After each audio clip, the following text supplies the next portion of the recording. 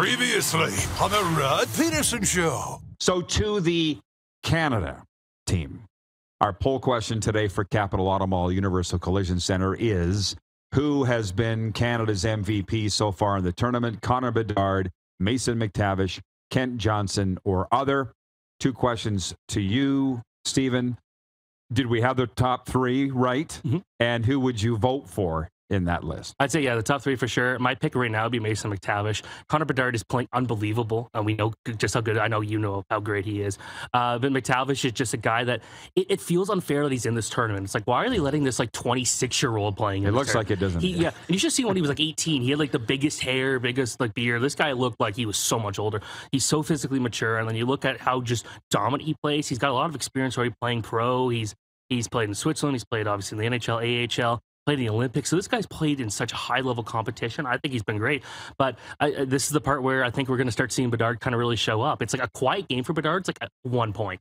That's how good of a player he is. So, but I'm picking McTavish right now. Is Mason McTavish a big deal in Ontario with hockey fans? It depends. It's kind of like in Ontario. It's like junior hockey's just not a big thing at all. It's kind of like you love the Leafs or you love the Senators, and the OHL teams are not a huge thing. But when I got to see him play in Hamilton, people really appreciated him. I think because of, hey, we saw him at the World Juniors for a little bit. We saw him at the Olympics. This guy's a big deal. So he's if you know who he is, you know he's going to be something pretty special. Get ready for the Rod Pedersen Show.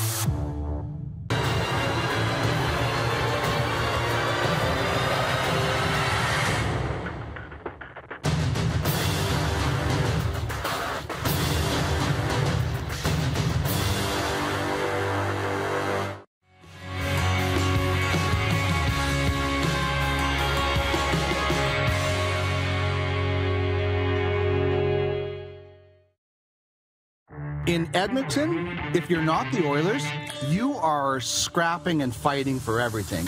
I think the Elks need to, and every organization in Edmonton needs to bend over backwards to get their players, their coaches, anybody that anybody asks for. The answer should always be yes.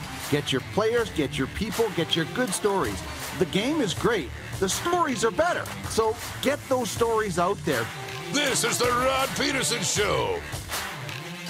Happy Tuesday, Canada. Welcome to the RP Show and our Canadian sports fans around the world. We're coming in hot. Rogers Place in Edmonton. It is a day off at the World Junior Hockey Championship, and as you can imagine, it's quieter than a church on Saturday that's not hosting a wedding. Lee Genier joins me. How you doing, Lee? Fantastic. He's the co-host today. He is the COO of the Rod Pedersen Show Corp, and it is very quiet around here.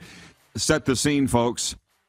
I couldn't see my hand in front of my face here on this luxury suite level because there's nothing going on today other than you will probably see some team practices behind us through over the course of the next 2 hours. But for the most part, it's just you and me. Doesn't it feel very cozy? It's our building. It's our building today. Yeah. Thank you so much for Hockey Canada for opening it for us. Our guests today are Jason Gregor, TSN 1260 Radio Edmonton, and from 3downnation.com, John Hodge, who hangs his hat in Winnipeg. We'll be talking all things CFL with John Hodge. He's coming up in hour 2. Can you hit the quick six show horn, please, Director Jordan, please, and thank you. And I got to get, before we get to my point 1 of the quick six show talk, I need the phrasing changed of our poll question on YouTube because there's a difference. I tweeted this. Are you following, for Capital Auto Mall Universal Collision Center, are you following NFL preseason? And I know it's been put up on YouTube as, are you watching NFL preseason? Big difference. I voted yes. I'm following it, but I'm not watching it. Can we make that change, guys? Thank you. So we made the change. And I see Jason Gregor's arrived. He made it. How are you, Jason? Good. All right. Woosah, where everything's coming together. Now, are you ready for the point 1? Yeah, let's go. This guy's going to be a hockey guy by the end of the week. Team captain and Anaheim Ducks prospect Mason McTavish had a goal and 2 assists Monday, leading Canada to a 6-3 win over Finland in Group A play here at the World Jays. Connor Bedard and Ridley Gregg each had a goal and an assist, and Brennan Othman, Tyson Forrester, and William Dufour also scored for Canada, who finished first atop Group A. Earlier Monday, Switzerland clinched its spot in the quarterfinals with a 3-2 win over Austria. And the preliminary round wrapped up with the late game Monday night, Sweden beating Germany 4-2. Sweden has never lost to Germany at the World Jays. Now, I'll move on to the quarterfinals and look ahead with point 2. But I'll say this. It was a game that was, despite the score 6-3 Canada, there was a lot of intrigue. Finland put on quite a push in the third period. There was some questionable officiating calls. It was the biggest crowd yet at the World Juniors here for Team Canada. My brother asked me how many people were here. I guessed around 7,500.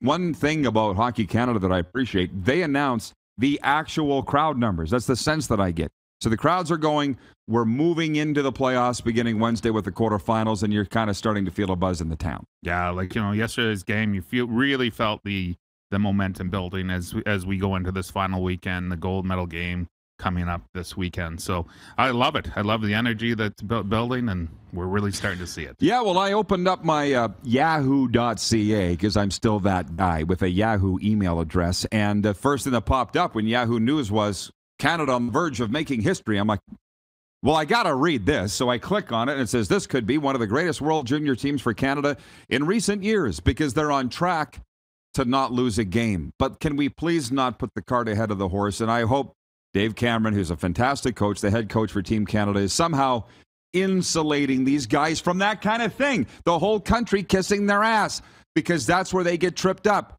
2 years ago here, greatest team ever. Didn't trail at any game all tournament. Then they get into the gold medal game, fall down 2-0 to the USA, and didn't know how to handle adversity, didn't know how to play from behind. So again, you know what it's like. You've won championships in multiple leagues. He's got to keep them grounded. Absolutely. And probably secluded in a way, if they're not. I'm sure they are. But yeah, for sure. You can't let that get into your head that you're going to go unbeaten. You just have to take every game every day and just focus on that game. And I think they are. I mean, so far so good. But, again, Lee and I watch the games a little differently. I think you're watching as a fan. You watch football as an analyst.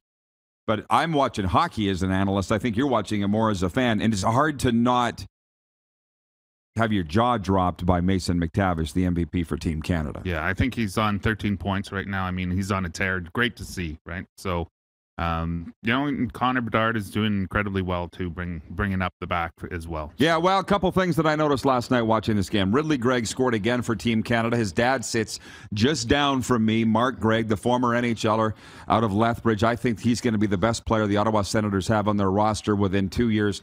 3 max, and that includes the captain, Brady Tkachuk. Ridley Gregg is doing amazing things here in the World Jays.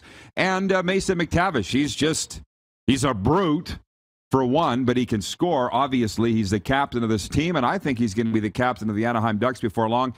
Maybe even this year because their captain retired in the form of Ryan Getzlaf. So these are some of the things that I'm watching as the tournament goes along. Now, to point 2, Canada will face Group B's Switzerland in the quarterfinals on Wednesday.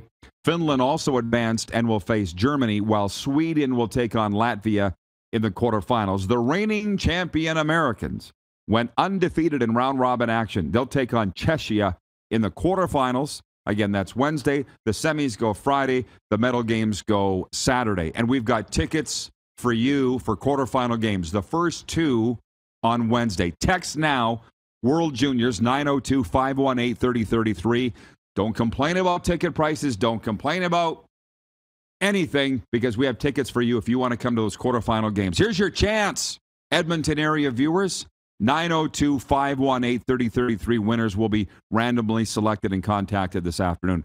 We want to remind you the 163rd running of the $1 million Queen's Plate is back this Sunday, August 21st. The first jewel of the OLG Canadian Triple Crown of Thoroughbred Racing is North America's oldest continuously run stakes event, showcasing Canada's top 3-year-old thoroughbreds, is the highlight of Woodbine's Queen's Plate.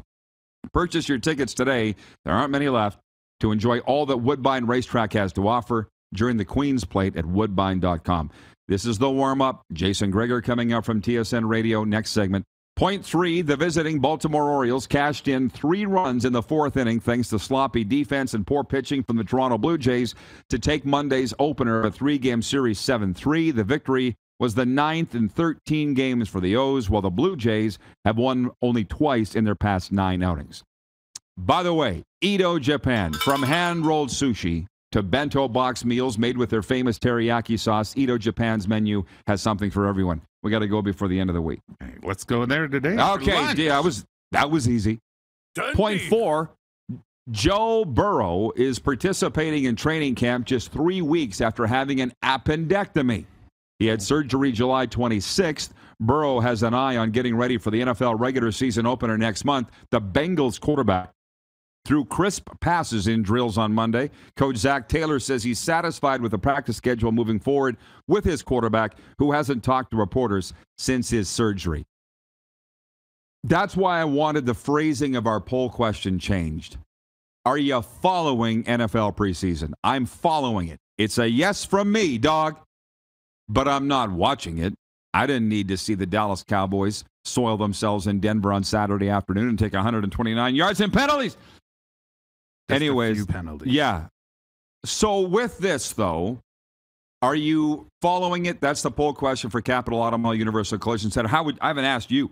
How are you voting for that? Are you following NFL preseason? Absolutely, I'm following, and I'm not watching it closely, but I am following as always. Did you ever watch it closely? Not preseason, no. Never. But once opening week comes, bang, I am on. Okay. And laser focus. Well, the reason I asked that, I was reading an article on the weekend about how the way NFL coaches are approaching the preseason has changed. And change is good. Change is very good. But not necessarily in the NFL in terms of this. The battles that are being won in the preseason on NFL rosters aren't now at the top. You're not battling for the top starting receiver positions or offensive line positions. For whatever reason, those decisions have been made through training camp, and the battles are now at the bottom of each position for the third string linebacker. That's what's being decided in these games. And that's not, as who said it? Reggie Dunlop? That's not much to go on. Dickie Dunn said that. That's not much to go on, Reg. You know what I mean? It's kind of taking a bit of the sizzle out of the NFL preseason for me. Well, it is. And then, as you go down the path, as the NFL is looking from going from 4 preseason games to 2, increasing their season to 18 regular season games. So that will change the dynamics in the future. So, 4 preseason games in the NFL is a long stretch over a month, right? Mm-hmm. I'm just getting this poll out of the way, checking in from some of the viewers. From Todd Pinkney, he says, I'm following and watching some NFL preseason is much more exciting than CFL regular season. Just saying. Well, we are coming off the highest scoring week in the CFL all year. Those were some pretty exciting games on Saturday. John, our Navy friend, says, Cowboy fans are the Maple Leafs fans of the NFL. I know that. You don't need to rub it in, but at least we've won championships in the era of color television. I'm just saying that. But I'm glad you brought that up, Don, because I want to ask you this. Who are your Super Bowl combatants? I was going to go to our official betting partner and look up their odds, but I'm like, I don't need to do that. I'll say this. From the NFC, the Arizona Cardinals, I think they're going to continue the streak of home teams appearing in the Super Bowl. Let's go. They made Kyler Murray the second highest paid quarterback in the National Football League for a reason. J.J. Watt is healthy. We're told DeAndre Hopkins, he's back off suspension. Is he not, Jason? He's not even listening. I got the Cardinals to play in the Super Bowl at home, and I think the Buffalo Bills are going to come out of the AFC. They are the odds-on favorite to win the Super Bowl as it is.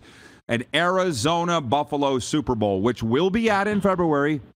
Is that something that you might be interested in? Would you buy that bet? Absolutely. And is there anybody else you could see? And a few tables, too. So, do you think it'll be a Bills Card Super Bowl? Well, we could call it that right now. That's the way it looks. I love it. Yeah. Point 5 as we move along here in the warm-up is CFL.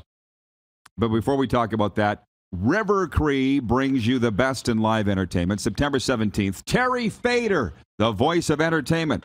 Winner of the NBC hit series America's Got Talent, Terry Fader, the voice of entertainment at the Mirage Hotel and Casino, is among the world's most gifted and accomplished ventriloquists, a first-rate comedian, as well as a world-class singer and mimic. He's able to perform in more than 200 unique celebrity voices. He'll be at River Cree Resort and Casino September 17th. Get your tickets today. Point 5, little CFL stuff for you. Toronto Argonauts are, quote, holding their breath with regards to the status of their star tailback, Andrew Harris, who has a pec injury. Guess he's getting an MRI on it, the results of which I don't think have been learned. Could an injury to Andrew Harris, a significant one, cost them a berth in the Grey Cup? A lot's being made of this. Well, that's a big weapon in their arsenal. So I would say that is a big piece of their offense right there. So I think they would have to be worried and hopefully looking for a backup to replace him. Well, as we are on the cusp of Week 11 in the Canadian Football League, that appears to be the number one story. Although the Players of the Week came out again, or they came out today because it's Tuesday. Nathan Rourke, I believe it's his 5th week he's been named top performer in the Canadian Football League. Was it 488? 488. In Calgary on Saturday for BC, that 41-40 victory over the Stampeders. It is BC at Sask Friday of this week, Calgary at Toronto, Edmonton at Ottawa, Hamilton at Montreal. As you said to me on the way over here today to Rogers Place, where would the CFL be without Nathan Rourke this season? Yeah, I mean, that is undoubtedly the story of the season. And, look at the numbers that this guy's putting up. That game in Calgary on the weekend was incredibly exciting. And to see them come back and win it on the last, virtually the last play of the game, and see Nathan Rourke play with so much poise, move that ball down the field, and kick a field goal and win. So it is just the way they drew it up. Just the way they drew it up. I haven't talked to you. You're Mr. Calgary. You're Mr. Stampeder. How did you feel about Bo Levi's comments after the game, calling out himself and his teammates? Sure. I mean, you know what, is they let that one slip away and, let the BC offense just run all over them. So, I mean, it's good. You get players calling out their teammates, calling out themselves. It's good that he called it himself. That's a good move because you just don't. It's a team game. So it was a good move, and hopefully that will fire them up as they go down the stretch here. Well, I'll tell you what, based on numbers and ratings, this right here is the CFL's #1 podcast, and I could spend 2 hours on a variety of CFL-related topics, but I'll ask you this in 60 seconds or less. What trend in the first half of the CFL season do we see not necessarily continuing in the second half? Like, where's this season going? Shoot! Sask's 5-4. That's 9 games, y'all. That's half a season. What are the Elks? 2-7. That's half a season. Do we see BC staying this high? Do we see Edmonton staying this low? Do we see Sask staying a middle-of-the-pack team? What story do you see changing in the second half?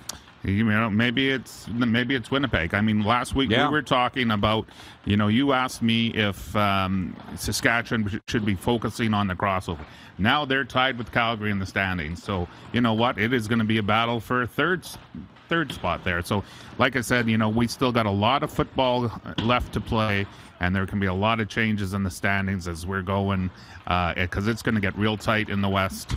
And is there going to be a crossover? Probably, absolutely, but we just don't know who's crossing over. Loser mentality to just focus on fourth. It was somewhat of a rhetorical question when I asked you that. But my 6th point is Canadian Elite Basketball League. The Hamilton Honey Badgers won the championship on Sunday. They now move into the offseason, and it looks like not necessarily a tumultuous offseason in the CEBL, but certainly a ground-shifting one. I'll ask you about that when you come back in hour 2. Sounds great. All right, Jason Gregor, TSN 1260 Radio Edmonton, joins us next. We're live at Rogers Place on the off day, but practice day here at the World Juniors. You're watching on the Game Plus television network. We're live streaming on YouTube, and you can always catch the podcast wherever the best podcasts are found, including Amazon, Google, Apple, Stitcher, and Spotify.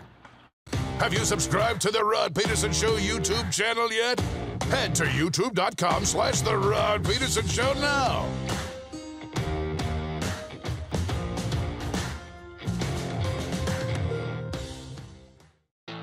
Bronco Plumbing, Heating, and Cooling. Experts in all residential and commercial plumbing services, and proudly serving Regina and area since 1978. Bronco Plumbing, Heating, and Cooling. We'll treat you right. Mornings just got better at River Cree. For a limited time, enjoy a summer sunrise breakfast for just $1.99. Choose from 2 eggs any style, a breakfast sandwich, or pancakes. Finally, a delicious reason to wake up early. $1.99 breakfast daily at Tap 25 at the River Cree. Nestled in the scenic Qu'Appelle Valley, just 20 minutes northwest of Regina, is one of the finest golf courses in all of Saskatchewan, the Deer Valley Golf Club. The clubhouse has a full-service restaurant, and customers can enjoy a casual dining experience with spectacular views of the golf course and valley. A fully stocked golf shop staffed by PGA of Canada professionals is equipped to meet all of your golf apparel and equipment needs. Book your tee time, family event, or corporate tournament today at the Deer Valley Golf Club. Call 306-731-1445. Universal Collision Center is Saskatchewan's premier auto body shop. Our extensive process ensures that every vehicle that comes through our state-of-the-art facilities is returned pre-accident condition, and that every UCC customer experience is an easy one. We're certified to repair all makes, all models, and all luxury brands, and Universal Auto Spa offers full-service detailing packages to suit you and your vehicle. Plus, we're the official body shop of your Saskatchewan Rough Riders. Universal Collision Center, 3910 Rochdale Boulevard and 2355 First Avenue in Regina.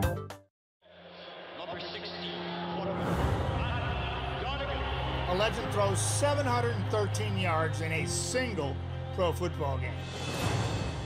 A legend wins 3 Grey Cup MVP awards. Allen looking deep.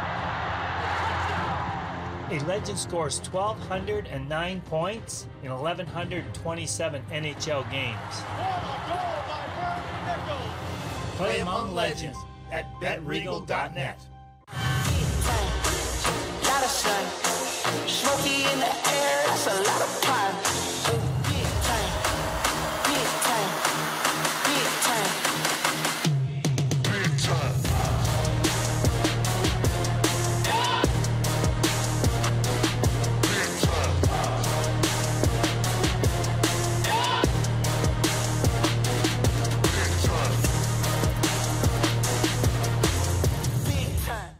The summer of hockey in Alberta continues, and the future of Team Canada is bright. The 2022 World Juniors return to Edmonton August 9th to 20th. Single game tickets available from $40. Buy now at hockeycanada.ca. I gotta hit the beat. I gotta hit the beat. Gotta hit the beat.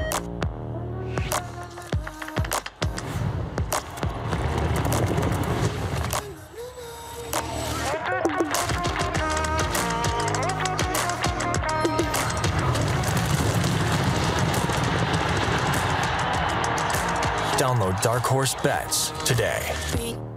I gotta hit the beat. Hey Rod Squad, now you can join the team with your very own RP Show gear. Head to rodpetersonshop.com and get yours today while supplies last. It's just like we wear on the show, official RP Show gear at rodpetersonshop.com.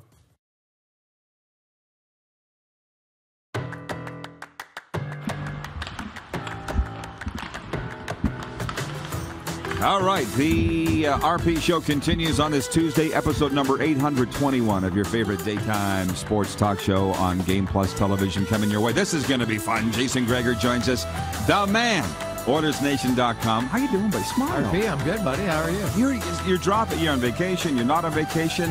What's going on this month of August for you? Yeah, I was off for last week, and then I'm on for 4 days this week, and then I'm off for the last 2 weeks. So I actually was supposed to be doing the play-by-play for the World Juniors. Really? Yeah, and because I did it at Christmas time, but when everything came out with Hockey Canada, my mom was sexually abused when she was young.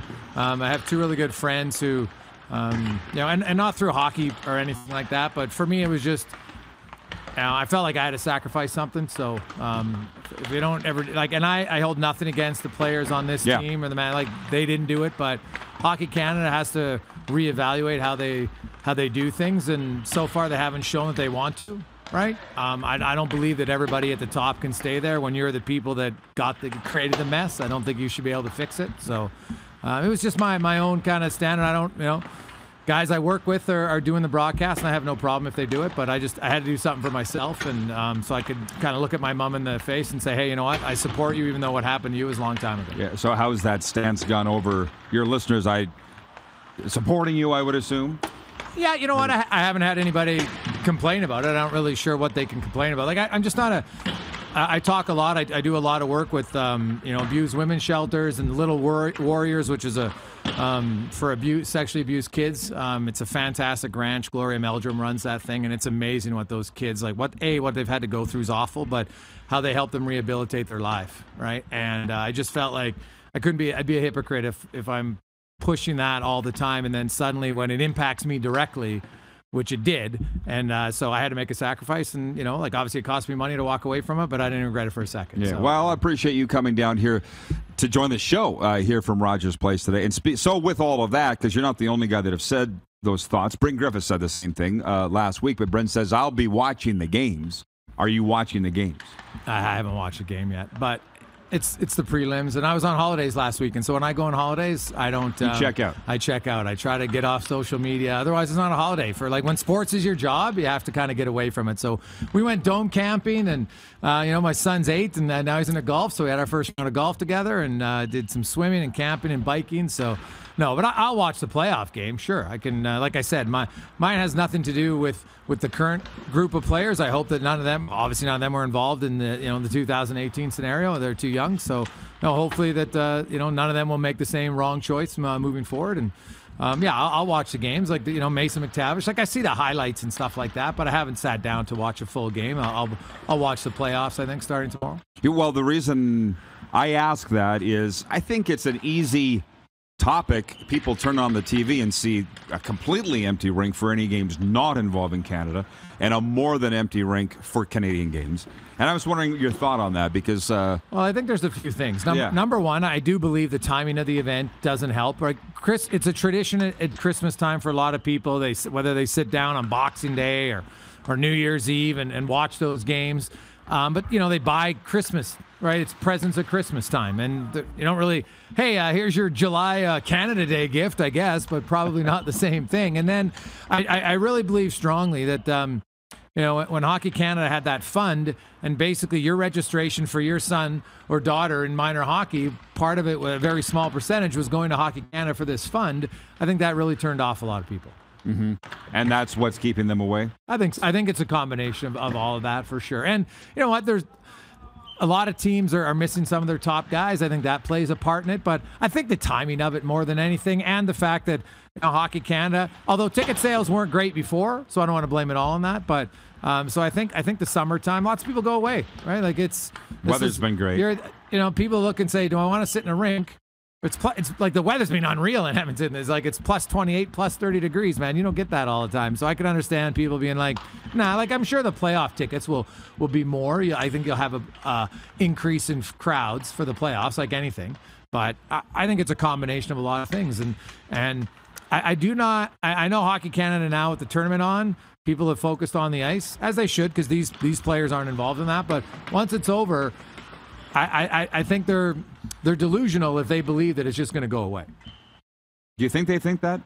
Oh, 100%. They hope that, for sure, right? Like they haven't been in the eye. No one's talking about the committees or anything like that. But once this is over, now the focus will be like, well, what are you doing, right? Mm-hmm. Like, where's the change coming? And it has to come somewhere. I don't believe for one second that it is over.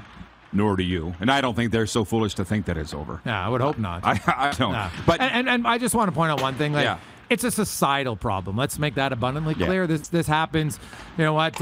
You see the cases all the time in gymnastics, in football, in baseball, in ballerinas, teachers.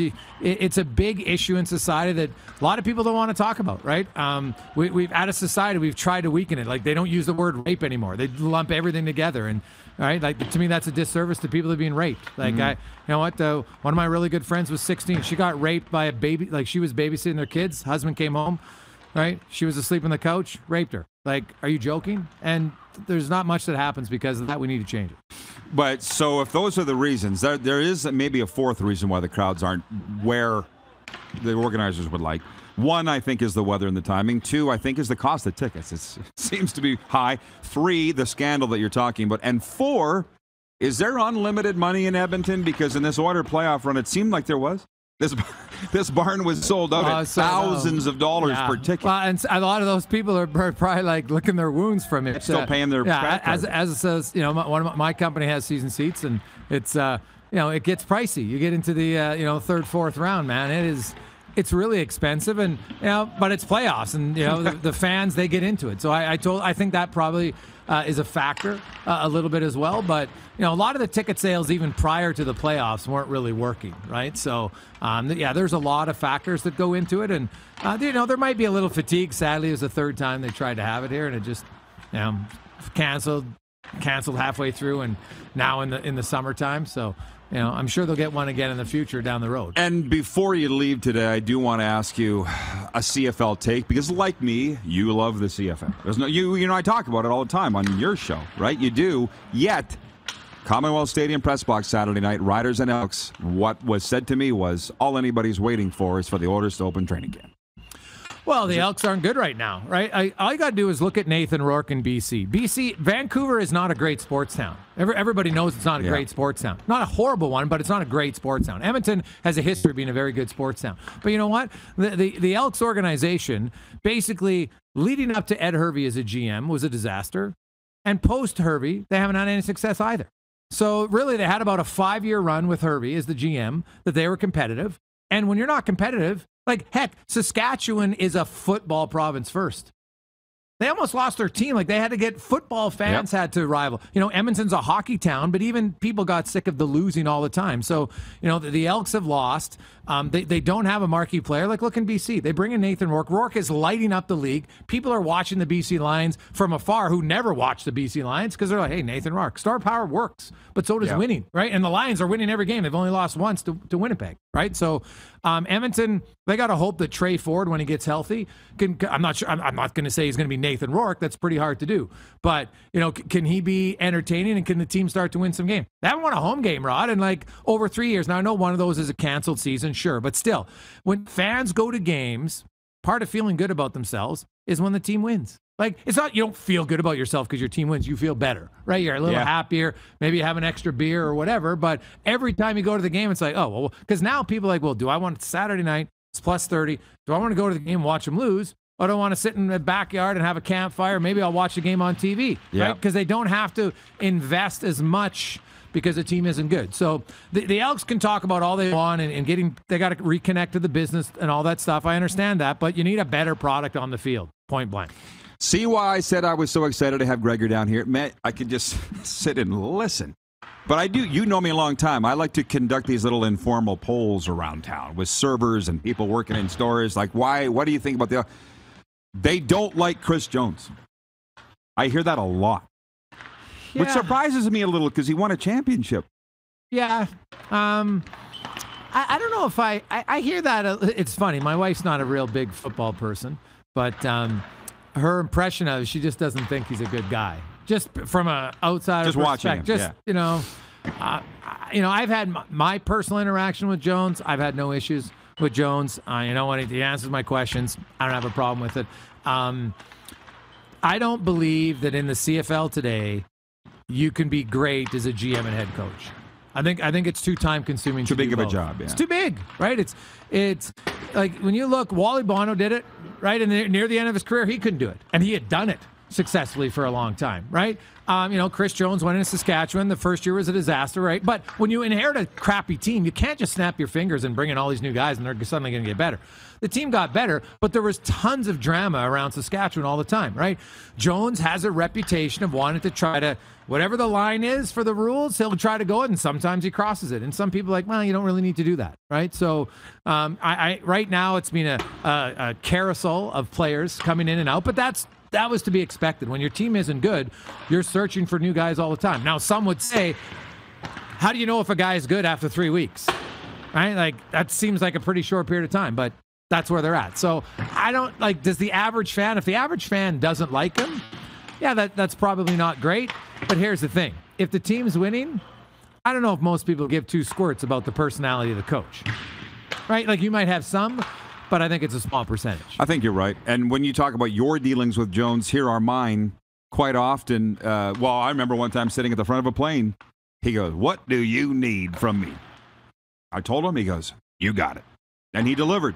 No. He wasn't obstinate in any way. No. But that's my personal. A lot of people don't have People were fired by him, don't like him very much. Well, you know what I mean? That happens. Yeah, like if you've worked for him, some people don't like their own boss. But that doesn't mean he's a bad boss. Maybe he didn't like your work ethic. Or right. People have, like, to me, I don't really think that the Elks are going to go anywhere with McAdoo as their OC. I've never really liked how McAdoo calls the games. I think it's too conservative. I think the Elks are too conservative offensively too often, right? So, but that's just me, and I've watched it enough. I never thought Saskatchewan had a great offense. Fajardo had the one really good year there, but for the most part, it was stagnant. It's not an attacking style offense. Look at BC now. Now, sure, you need a quarterback, but throw the ball. It's the CFL.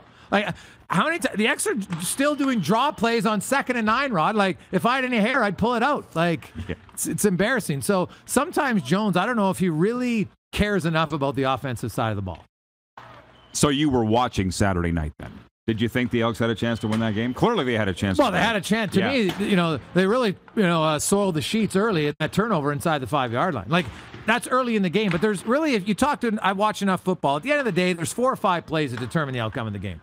And the Elks were on the wrong side on 3 key plays. 3 key plays that I thought hurt him. And now I didn't like that the call on the convert. Right? To me, that's not a penalty. There's no chance. Right? He's hurdling. He's over the guy and then he touches him. Anybody who knows any simple basic on physics, you are not generating any force at that point to jump over him. He'd already hurdled him. But all that did was extend it. Right? It made the game longer. But the Elks, no, I didn't think they'd win. Because they've yet to show they have the ability to make big plays at key times, right? And right now their quarterback, when the game's on the line, has yet to show that he can make a play. And then you go to the opposite side. Zach Claros, when you need a play, he makes it. Nathan Rourke, look at that fourth quarter against the Calgary Stampeder. Like, that always used to be Bo Levi Mitchell doing that, and now it's Nathan Rourke. Mm-hmm. Well, I'll tell you. You talk about the pyramiding call, and we'll break here and come back and we'll talk all Oilers because the questions are coming in on that. But they blew a call here last night in the Canada game where they missed the puck hitting the mesh. I don't know if you saw that or not, and they had to go to review, and then every time it hit the mesh after that, the fans cheered. Mistakes happen. They're human. Hey, a mistake happened. Not seeing it coming off the mesh, like, come on, that to me is now you're nitpicking over something that's not. That can happen sometimes because it's the mesh. If it doesn't move, it's hard to really see it sometimes. It's right on the edge. It happens. Yeah. We'll be back with all Oilers with this guy, Jason Gregor. We're live from Rogers Place. The 2022 Summer World Junior Championships are on an off day. You're watching on the Game Plus television network. We're also live streaming on YouTube and 24-hour sports radio streaming now at rodpeterson.com. Have you subscribed to the Rod Pedersen Show YouTube channel yet? Head to youtube.com/The Rod Pedersen Show now.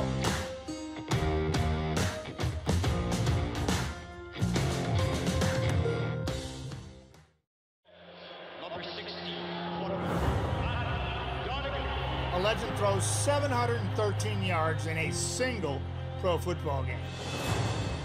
A legend wins 3 Grey Cup MVP awards. Allen looking deep.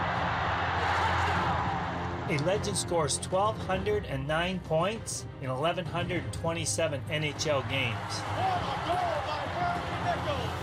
Play among legends at betregal.net. And that's a wrap on summer, everyone. Things are about to get back to busy. Work, school, errands, they're all coming back. That's why we make buying easy at Capital GMC. Reserve your brand new truck or SUV today. Check out our great selection of in-stock GM-certified pre-owned trucks. And make some cold hard cash by selling us your used vehicle. We pay big, and you can skip the hassle of selling privately. Plus, our service department is always here to help with any make or model. Capital GMC, making back to busy easy. The summer of hockey in Alberta continues, and the future of Team Canada is bright. The 2022 World Juniors return to Edmonton August 9th to 20th. Single game tickets available from $40. Buy now at hockeycanada.ca.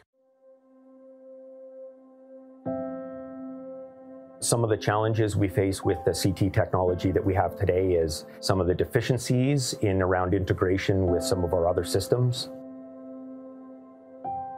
The addition of 2 new 4D simulators within the programming of the Saskatchewan Cancer Agency is going to have significant impact on the care we provide to the people of Saskatchewan. I gotta hit the beat.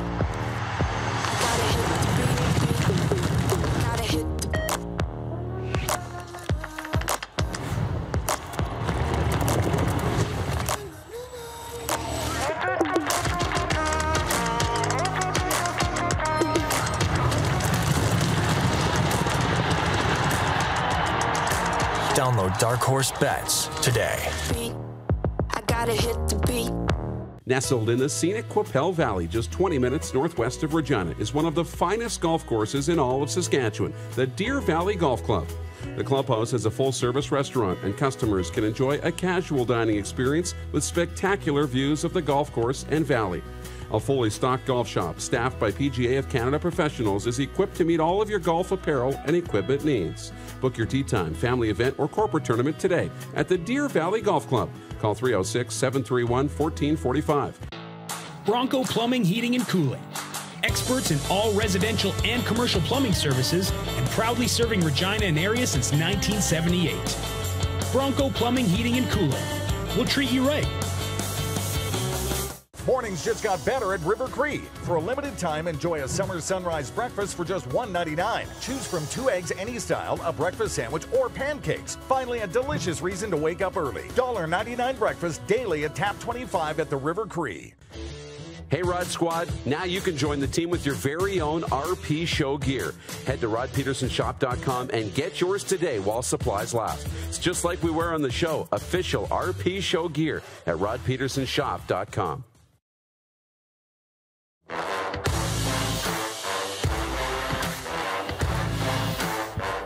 Off day at that place, Rogers Place in Edmonton. We're brought to you in part by Rockstar Supply Chain Solutions. They specialize in improving your company's performance and bottom line through supply chain management services. Jason Gregor is here. You can hear him 2 to 6, right, Gregs? 2 to 6. That's right, big man. TSN 1260 radio. Yeah, weekdays. Yeah, exactly. He's big time during the week.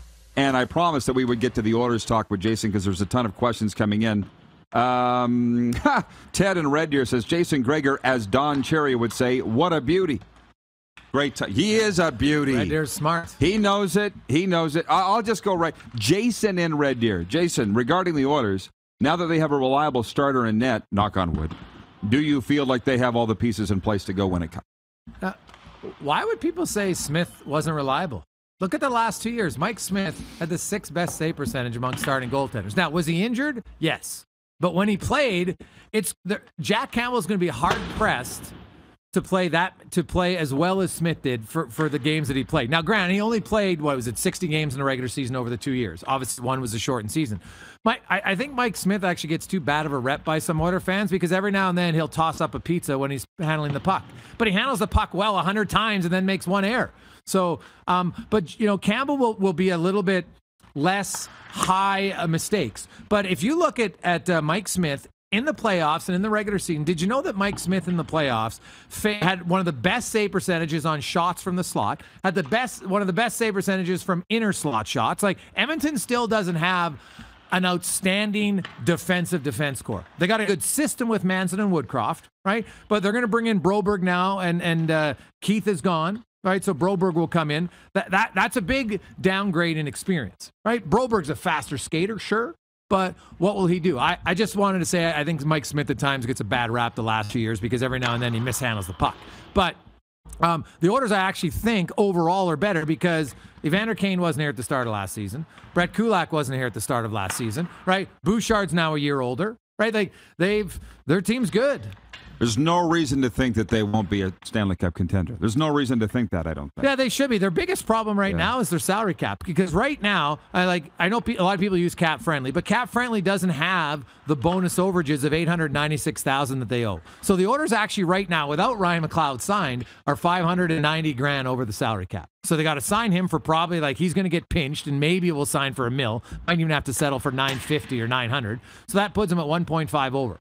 And that's with Smith and Klefbom already on LTI. So the Oilers got to make a move here. And I'm kind of curious to see what balls Ken Holland's going to juggle here up until training camp to make the cap work. The last time I was here was the Stampeders were visiting the Elks, and Stamps hammered them. The next day, Duncan Keith retired. Yeah. And I got a sense that really caught people off guard, even the Oilers. Well, did it? No, yes and no. He had at the end of the season, he had kind of told them that you know what? It was something you want to think about. Now, I had heard that even, the year before in Chicago, he was contemplating it, right? But then, you know what? He got the opportunity to play closer to home. And last year really meant a lot for Duncan to be closer to his son and have his son kind of experience to see what dad got to do. And it doesn't help that he got to hang out, as Duncan laughed about how, his son got to, hang out with Connor McDavid all the time and Leon Draisaitl, ask him for autographs and pictures all the time. And, those guys, the Oilers now, it's funny how that group of players suddenly there's lots of young kids running around the locker room. And that does change things, right? People's perspective a little bit. It eases the pressure of professional hockey because the kids come in and they're just like, oh, hey, Connor, you want to play mini sticks? Like, they don't care that you've got 100 points. And I think those guys kind of like it. But, where Duncan Keith's value to the team is actually, and if you just look at his statistical numbers on ice, they were fine. But he's an excellent outlet passer, very quick. But he just, in the playoffs, all the players talked about how Keith he knew what to say at the right time and how to teach them how to stay calm. Even when you're up, you can't get to, because I know it's a cliche, but it's true. The minute you get wrapped up in a tough loss, it screws you over. So I think Keith's biggest thing that they will look back, and if this team, I think their window, Rod, you're right. I think the next 3 or 4 years, and then if Draisaitl, McDavid sign extensions, well, it could go to the next decade, that they should be a contender. Who knows if they'll ever win? It's hard to win. But they should be entering the next 3 years for sure until those contracts are extended to their Stanley Cup window. Well, and the other thing is with McDavid, I don't know if you hear it here in Edmonton. I hear it all the time, being a little east of here, about McDavid wanting out. After this run, clearly he would not want out. Did you ever think that he would ask out? I never got the sense whatsoever that Connor McDavid was close. He wanted to compete. And when I had conversations with Connor, I said, Connor, you can go back and look at Merrill Lemieux's career. 1 playoff appearance in the first 6 years. Go back and look at Joe Sakic. They were beyond horrible, right? One playoff performance, I think, in the first 7 years. Right? Alexander Ovechkin didn't win a cup, didn't get out of the second round till his 13th season. Like, there's too many people that just assume, well, you're a good player, you got to have instant success. Everybody's about instant success. I want to get instant likes. I want to get everything right away. And so if it doesn't happen, it's like, well, I got to quit. Star players aren't quitters. If they quit, they wouldn't be star players, right? So I never got the sense at all that Connor McDavid wanted out of Edmonton. Obviously, you have some success that they had. He wanted to see it going this way instead of, like, it sucked after 17 and then they went down and missed the postseason. So was he frustrated? 100%. But frustrated and wanting out are two very different things. You can be frustrated and still be willing to stay. Yeah. Now, I never got a sense, and I've talked to now, I'm not saying I'm super tight with Connor McDavid or anything like that, but talking to people that I trust well enough that know him better, it was a story that emulated more out of Eastern Toronto, He's an Eastern guy. Right? Some people than anywhere else, and which is, hey, people will spread rumors just because, and but Connor McDavid was never leaving. Now, does it guarantee he'll sign an extension in 4 years? I have no idea. 4 years, man. Who knows what's happening in 4 years? Like, you might be doing your show from space with Elon Musk in 4 years, Rod. You don't know. That's the plan. Yes. We have a minute and a half left. I got to say this, though. Remarkable turnaround in an Oilers season when you consider it was the Leon, why are you so pissy season. That happened in the season. What was the hairpin turn? What happened? Well, you know what? I give Jay Woodcroft and Dave Manson. I think sometimes Dave Manson doesn't get the credit he deserves. Like, Jay Woodcroft and Manson came in, they're a duo.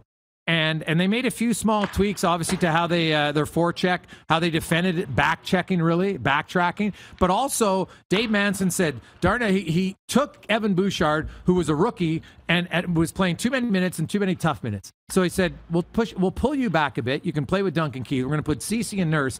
And not only did he put Ceci and Nurse together, they played 50% of their time against elite players. Like, I don't think people understand how ridiculous that is. Victor Hedman, Cale Makar, the guys are like 36%. Against elite players. They were at 50.9, right? Now, Nurse doesn't put up numbers when you're doing that because you're basically, the coach says, you go out there, we just want you to break even. In those minutes, Rod, he only allowed 3 goals against elite players.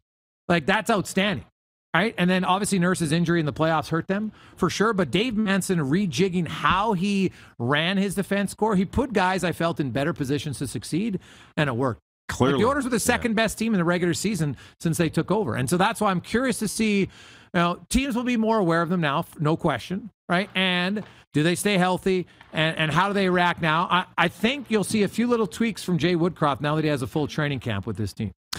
He's the best Edmonton broadcaster, Jason Gregor. Not just because he's sitting here. Thanks for coming down, pal. Thanks, Rod. Enjoy your Appreciate it, vacation. man. You betcha, buddy.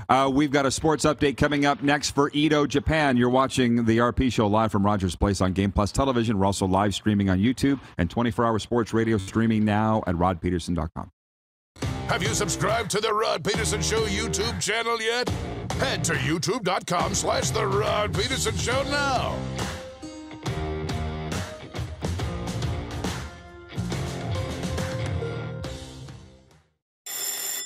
And that's a wrap on summer, everyone. Things are about to get back to busy. Work, school, errands, they're all coming back. That's why we make buying easy at Capital Ford Lincoln. We have a great selection of brand new F-150s in stock. Drive it off the lot today. Reserve an incoming unit or pre-order the perfect vehicle for you. And make some cold hard cash by selling us your used vehicle. We pay big and you can skip the hassle of selling privately. Plus, our service department is always here to help with any make or model. Capital Ford Lincoln, making back to busy easy.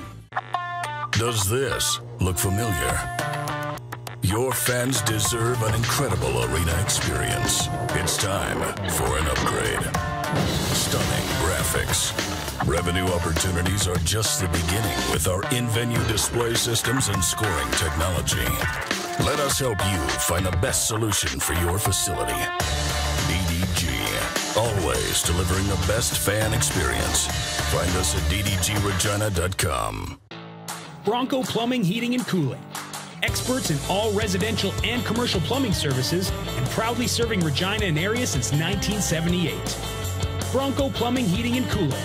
We'll treat you right.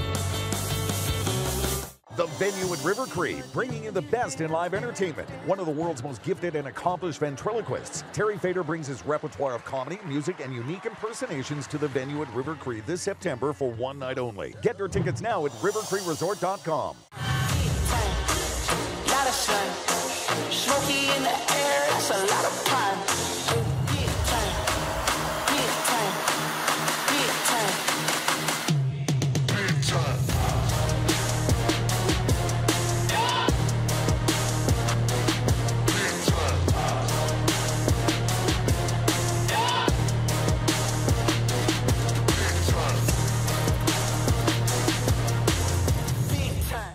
Universal Collision Center is Saskatchewan's premier auto body shop. Our extensive process ensures that every vehicle that comes through our state-of-the-art facilities is returned pre-accident condition, and that every UCC customer experience is an easy one. We're certified to repair all makes, all models, and all luxury brands, and Universal Auto Spa offers full-service detailing packages to suit you and your vehicle. Plus, we're the official body shop of your Saskatchewan Rough Riders. Universal Collision Center, 3910 Rochdale Boulevard and 2355 First Avenue in Regina.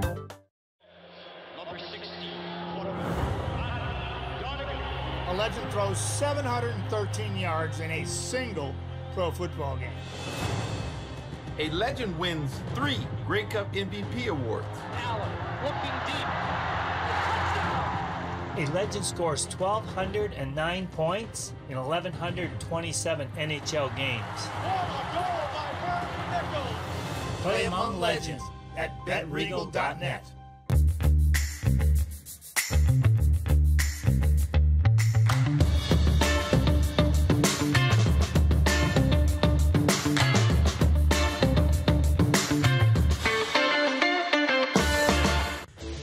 Hey, Rod Squad, now you can join the team with your very own RP Show gear. Head to rodpetersonshop.com and get yours today while supplies last. It's just like we wear on the show, official RP Show gear at rodpetersonshop.com.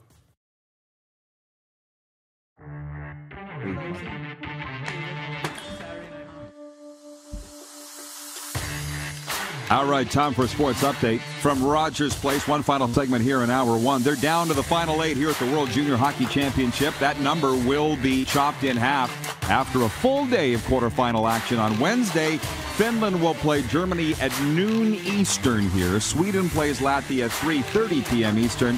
Host Canada battles Switzerland at 7 p.m. And then the USA takes on Czechia. We have tickets for you for the first 2 games of the quarterfinals beginning at 10 a.m. Mountain on Wednesday. Text World Juniors right now to the number on the screen, 902-518-3033. You want to bring a child, you want to bring a friend, you can't afford tickets, you got nothing else to do, text us now. And thanks to the World Junior Committee in Hockey Canada, you'll be going to the game. winners will be notified this afternoon. The Toronto Blue Jays are hoping that right-handed ace Alek Manoah can inject some spark into the slumping team's lineup when they play the Baltimore Orioles tonight. The O's in Toronto for a 3-game series cashed in on the Jays' poor pitching and sloppy defense last night to register a 7-3 victory and move closer to an AL wildcard berth. We have news from the National Lacrosse League. The Saskatchewan Rush and General Manager Derek Keenan announced that they have re-signed 2 Rush players, Mike Mallory and Clark Walter, to 1-year deals, and 2 other draft picks from 2021, Jake Boudreau and Ryan Barnable, to 2-year deals.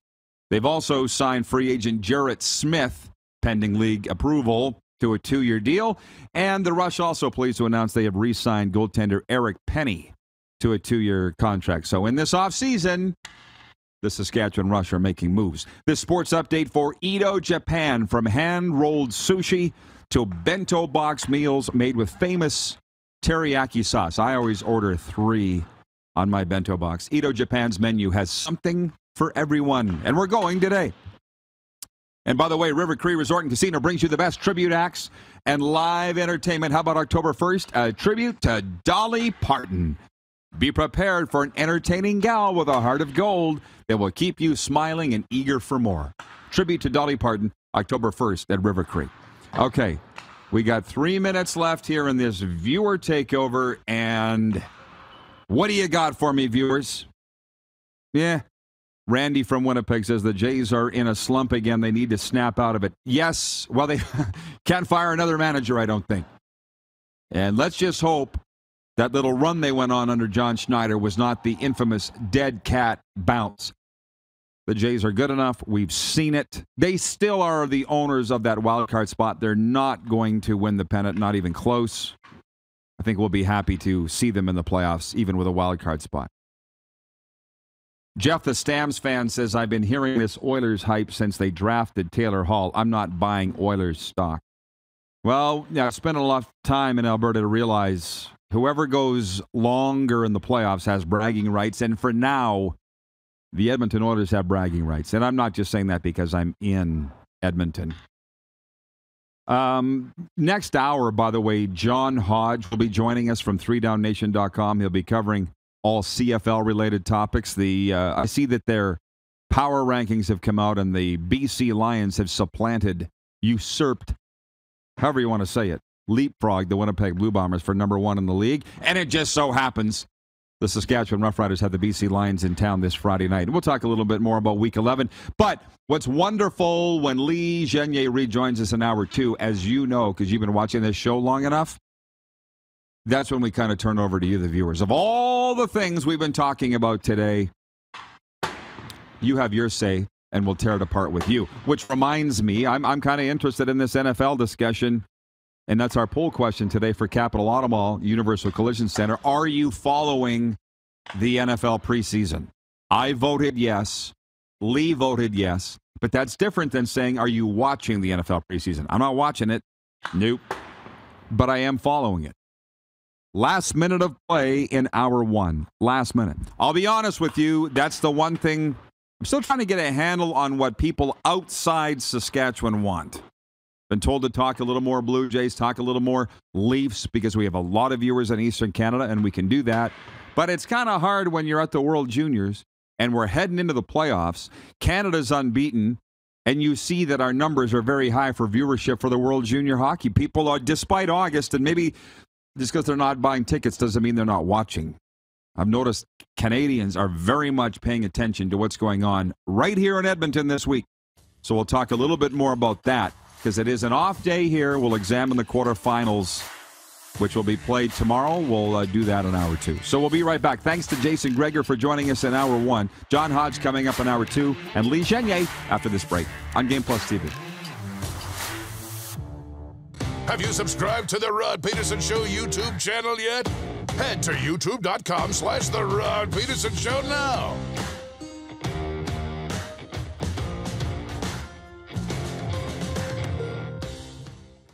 The summer of hockey in Alberta continues, and the future of Team Canada is bright. The 2022 World Juniors return to Edmonton August 9th to 20th. Single game tickets available from $40. Buy now at hockeycanada.ca.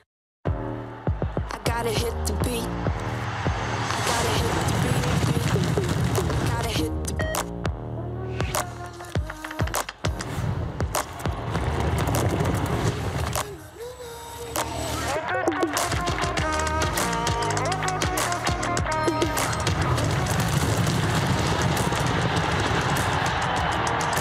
Download Dark Horse Bets today.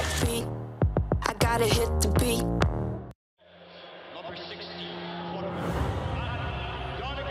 A legend throws 713 yards in a single pro football game. A legend wins 3 Grey Cup MVP awards. Allen looking deep. A legend scores 1,209 points in 1,127 NHL games. Play among legends at betregal.net. And that's a wrap on summer, everyone. Things are about to get back to busy.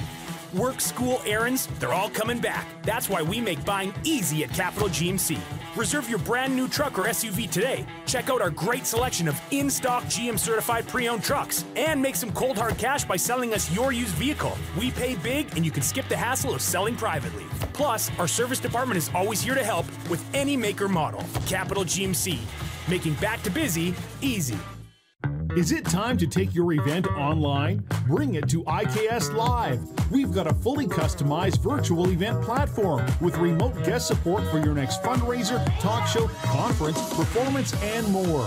IKS Live offers live streaming to Facebook Live and YouTube and pre-recorded capabilities, both in our studio with green screen available and on location with pre-production and post-production services. Visit us at ikslive.ca.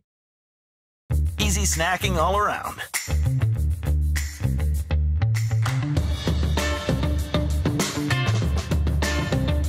Something everyone can love.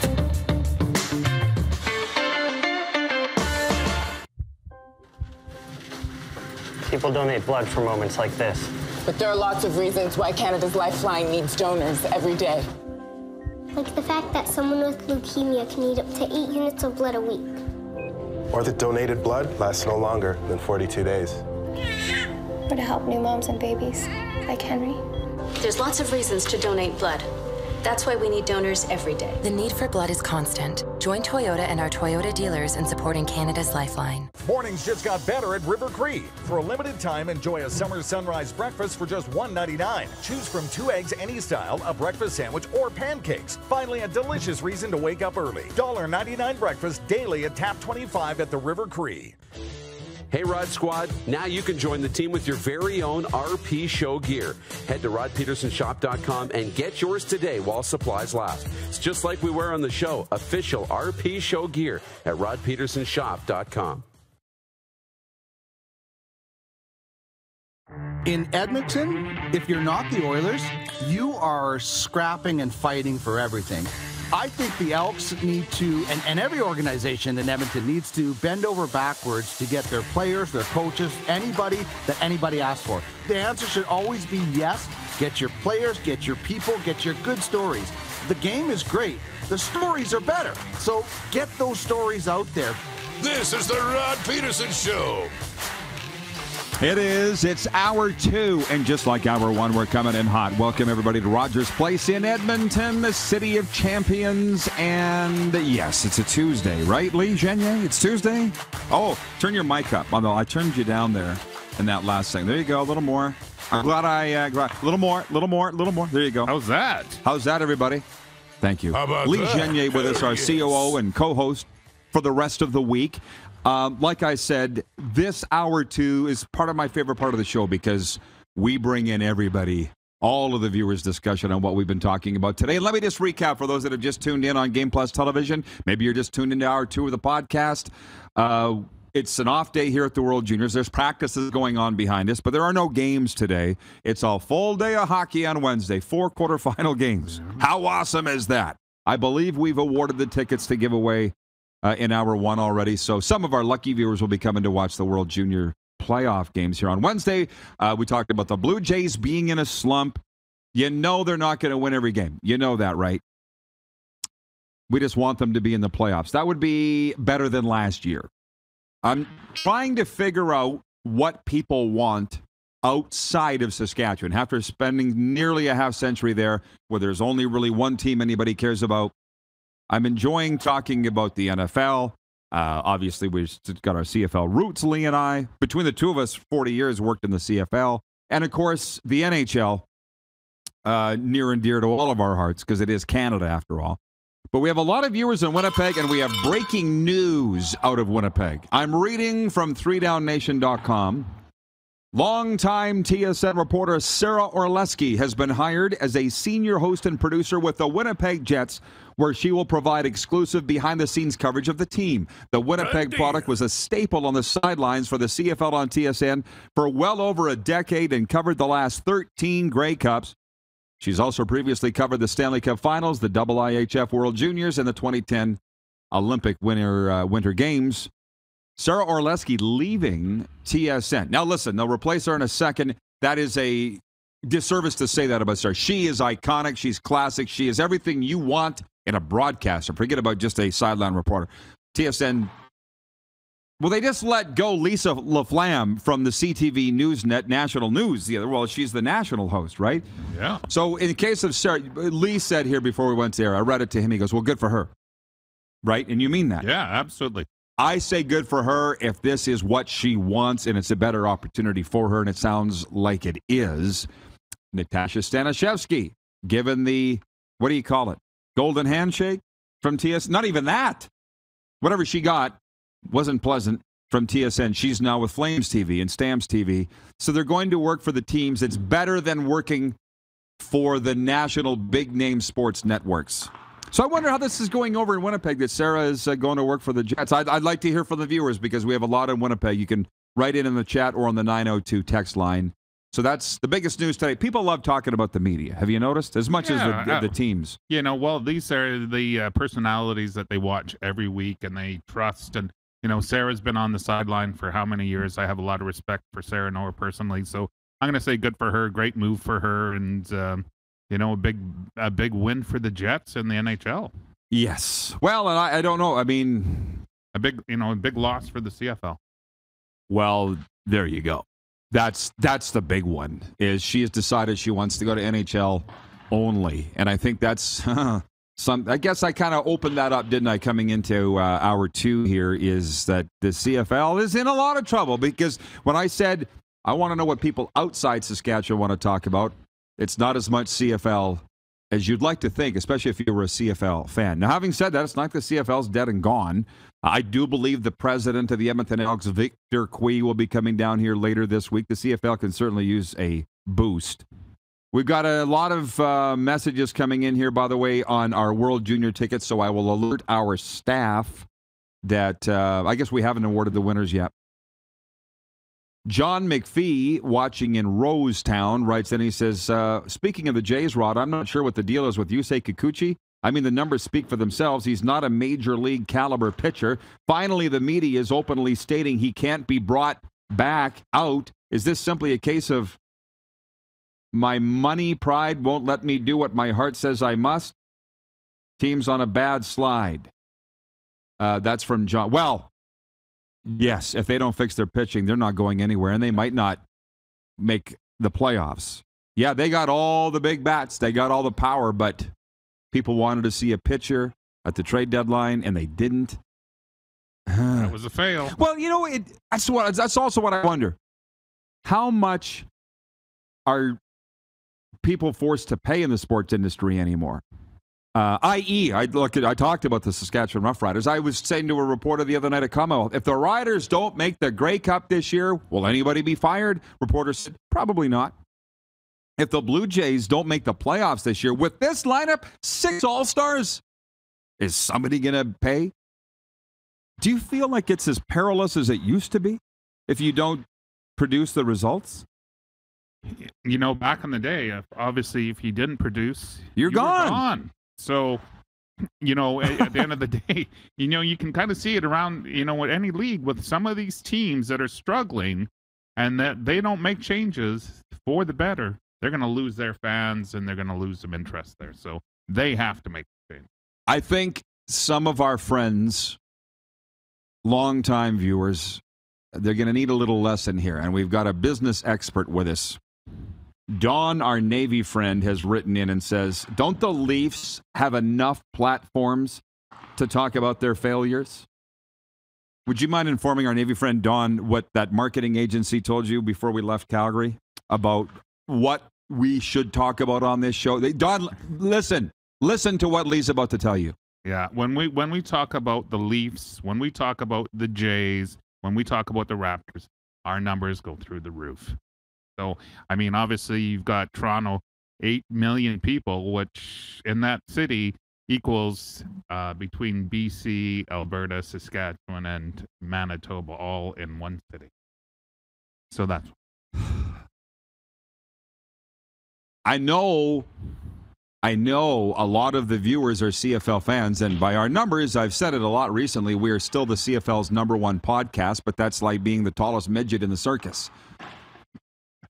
There's not a lot of podcasts. It's not something to brag about necessarily.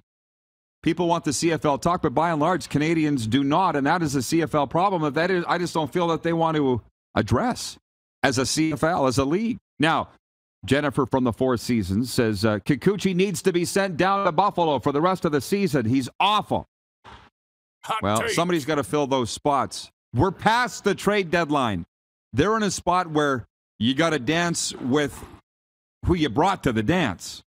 They got to play him. They're not sending him down now. No, he hasn't been good all year. This isn't new. No, they're not sending him down to Buffalo at anytime soon. From Gino in Okotoks watching, he says the direction that sports broadcasting is going, because finally people are understanding that networks/companies will not pay talent what they're worth. Loyal teams will pay their people a living wage. And I guess that has to do with Sarah going to work for the Jets. I'm not sure. Don says, our Navy friend says, I understand the numbers thing. It's sad that it's gotten that way. But you have to, if you'd have had a fly on the wall when Jason Gregor left, because Jason, he loves the CFL like all of us, but he owns his show. He's been doing this before we were doing it. The Oilers butter his bread.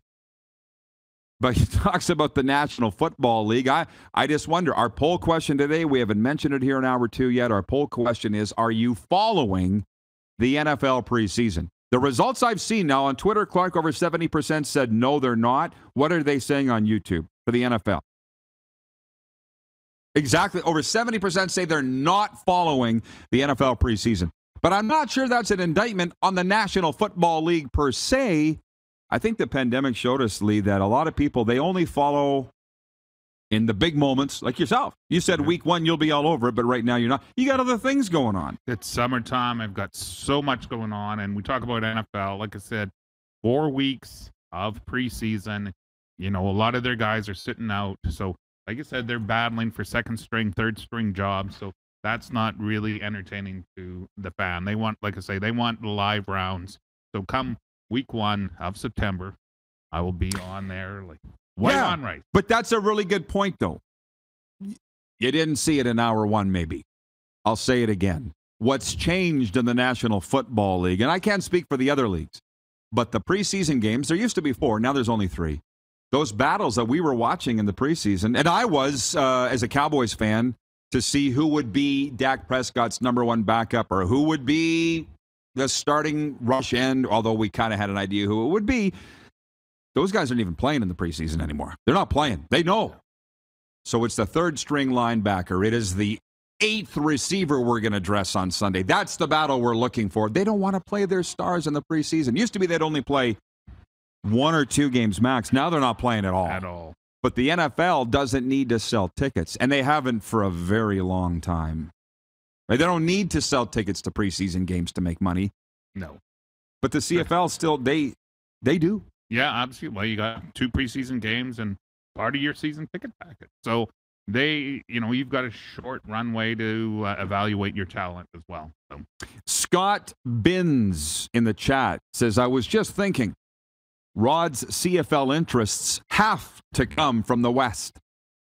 Explain that for a second, please, Scott. What do you mean? Are you saying our viewers, There's more people in Eastern Canada, so I want to talk about what the vast majority of people want. That's it. I could sit here and talk about the CFL for 2 hours every day, but the CFL, what should I say? They're not stepping up to the table. That's right. I'm not sure they want it. For a league that wanted to go away in the offseason for 6 months. Thomas Abbott, watching in the Energy City, says the Riders are teetering on the ledge of watchability with the NFL around the corner. Skol Vikings. Have a good one, Roddy. You're the guy that said the NFL is not a threat to the CFL. Remember way back. Yeah. Do you still believe that? Yeah, I believe it. Absolutely. It's two completely different games and two completely different fan bases. I'm trying to get my mind around. I'm not saying you're wrong. I'm trying to see it from your perspective, because I think if I'm owning a sports team or I'm operating in a league, I see everybody as competition. I want to know how I get people into my doors and watching my games. And if they want to stay home and watch the NFL or buy this jersey in this store because I saw Chase Claypool's jersey the other day, I almost bought it because it looked good. And I don't wear jerseys.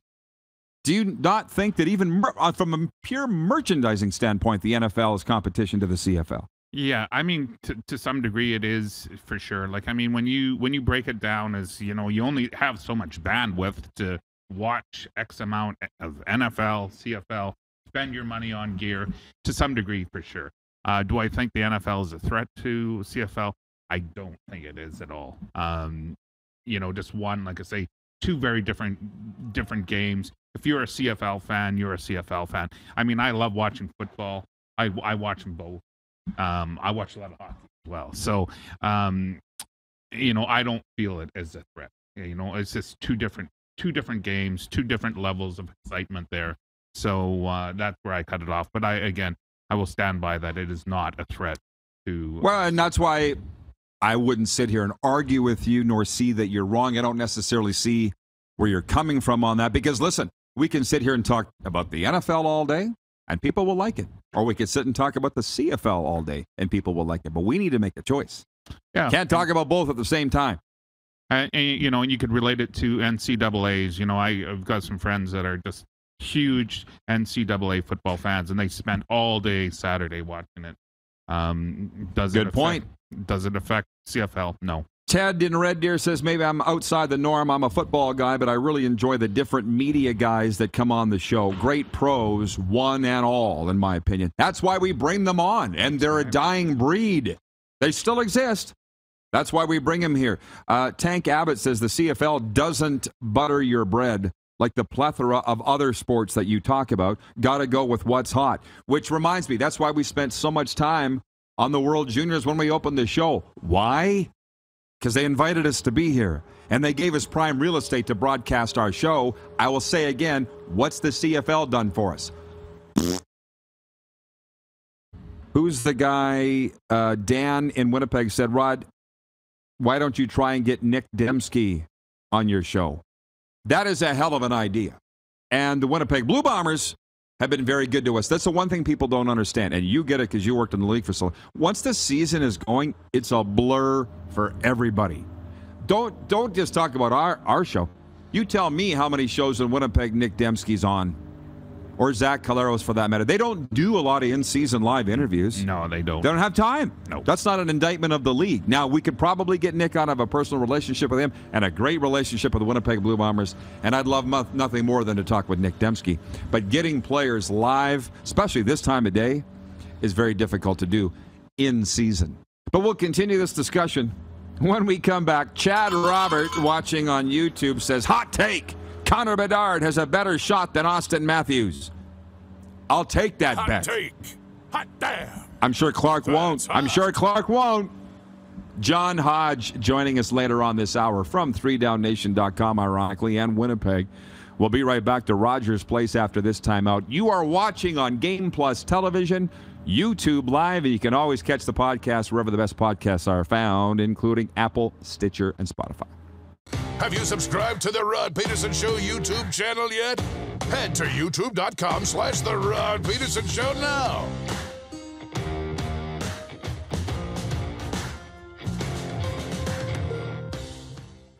Nestled in the scenic Qu'Appelle Valley, just 20 minutes northwest of Regina, is one of the finest golf courses in all of Saskatchewan, the Deer Valley Golf Club. The clubhouse has a full-service restaurant, and customers can enjoy a casual dining experience with spectacular views of the golf course and valley. A fully stocked golf shop, staffed by PGA of Canada professionals, is equipped to meet all of your golf apparel and equipment needs. Book your tee time, family event, or corporate tournament today at the Deer Valley Golf Club. Call 306-731-1445. Easy snacking all around.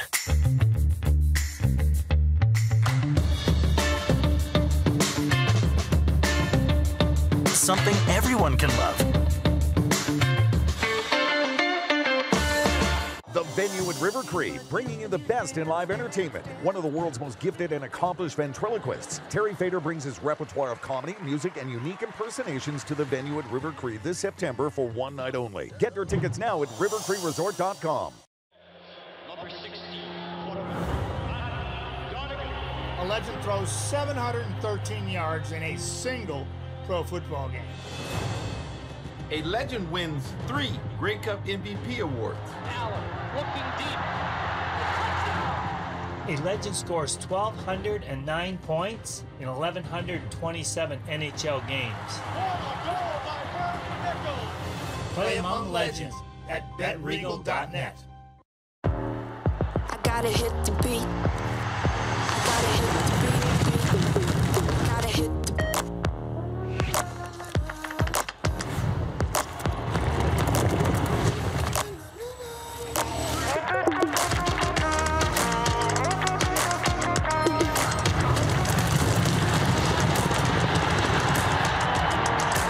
Download Dark Horse Bets today. I gotta hit the beat. The summer of hockey in Alberta continues, and the future of Team Canada is bright. The 2022 World Juniors return to Edmonton August 9th to 20th. Single game tickets available from $40. Buy now at hockeycanada.ca. Universal Collision Center is Saskatchewan's premier auto body shop. Our extensive process ensures that every vehicle that comes through our state-of-the-art facilities is returned pre-accident condition, and that every UCC customer experience is an easy one. We're certified to repair all makes, all models, and all luxury brands, and Universal Auto Spa offers full-service detailing packages to suit you and your vehicle. Plus, we're the official body shop of your Saskatchewan Rough Riders. Universal Collision Center, 3910 Rochdale Boulevard and 2355 First Avenue in Regina. And that's a wrap on summer, everyone. Things are about to get back to busy. Work, school, errands, they're all coming back. That's why we make buying easy at Capital Ford Lincoln. We have a great selection of brand new F-150s in stock. Drive it off the lot today. Reserve an incoming unit or pre-order the perfect vehicle for you. And make some cold hard cash by selling us your used vehicle. We pay big and you can skip the hassle of selling privately. Plus, our service department is always here to help with any make or model. Capital Ford Lincoln, making back to busy easy. Hey Rod Squad, now you can join the team with your very own RP Show gear. Head to rodpetersonshop.com and get yours today while supplies last. It's just like we wear on the show, official RP Show gear at rodpetersonshop.com.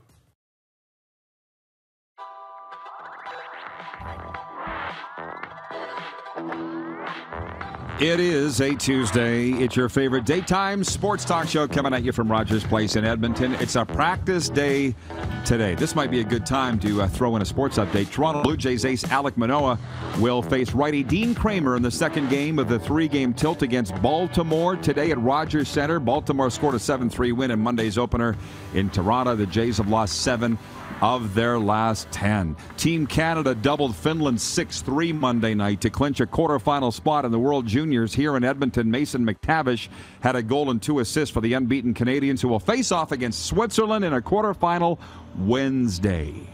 Finland also advanced to the quarterfinals. They'll face Germany. Sweden will take on Latvia, and the reigning champion USA will meet the Czechs. Semifinals go Friday. The gold medal and bronze medal games will be played Saturday. Here's one for you. The Nashville Predators Foundation is teaming up on an event offering people gift cards, preseason ticket vouchers, and giveaways if they turn in their guns into Nashville Police. People can turn in their guns to the Metro Nashville Police Department at a Nashville church on Saturday with no questions asked. Now, there's a marketing campaign. You're a marketer from way back. Wow, that's... I don't know. I'm not giving up my guns. Bring the thrill of the track to your fingertips with Woodbine's Dark Horse Bets app. Its AI-powered insights and strategies help you make smarter bets straight out of the gate. Feel the excitement of live-streamed horse races wherever you go. Download the app for free at playdarkhorse.com, available for Android and Apple devices. While we're at it, it's also brought to you by the Tap Brewhouse and Drive-Thru Liquor Store. And for Red Bull Canada, Red Bull gives you wings.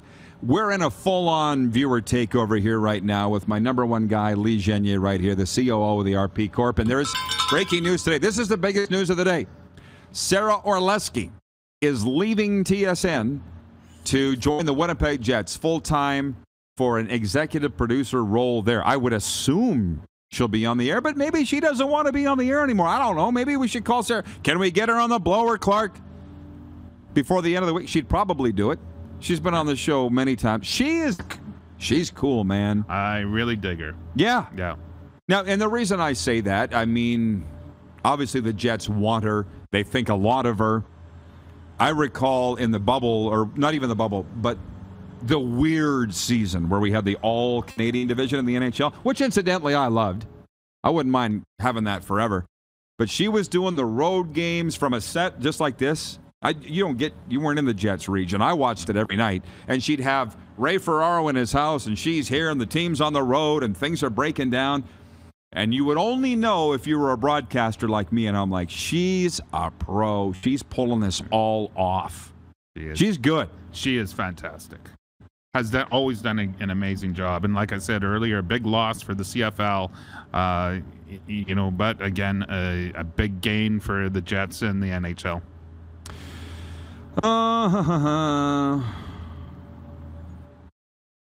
Perp. See, our numbers were very high yesterday for World Juniors talk. Perp, watching in the chat, says Bedard, future 60-goal scorer. In the National Hockey League, I would have to agree. There's no doubt.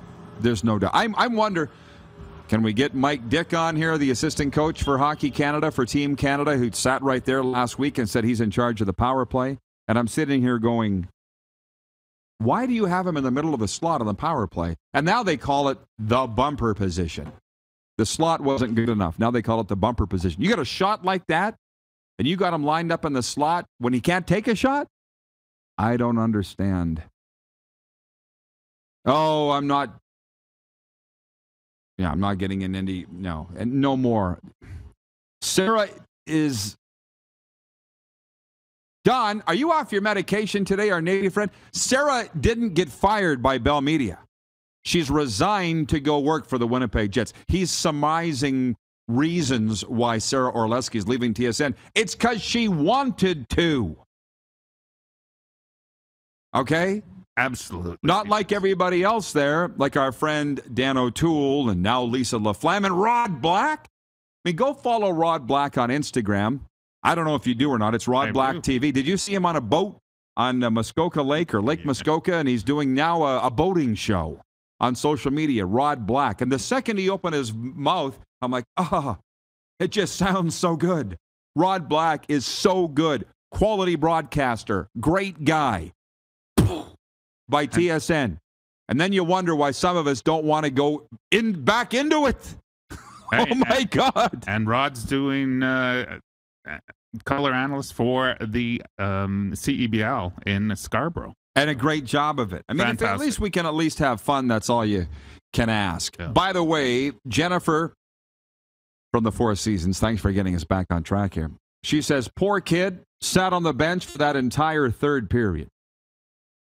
Did anybody think to ask Dave Cameron, the coach of Canada, why Bedard didn't play in the third? There's a couple reasons why I think they were killing penalties for pretty much the entire third period, and Connor don't kill penalties. Okay? Number one. Number two, they're defending a lead. So you're not putting Wayne Gretzky out to defend a lead. You're not putting out Connor Bedard. If you want to come back in a game, they're your guy. But to play defense? Probably not. And you've been here to watch a Canada game live, right? Yeah, absolutely. You're not a nerd like me. Like, I'm a little different than most.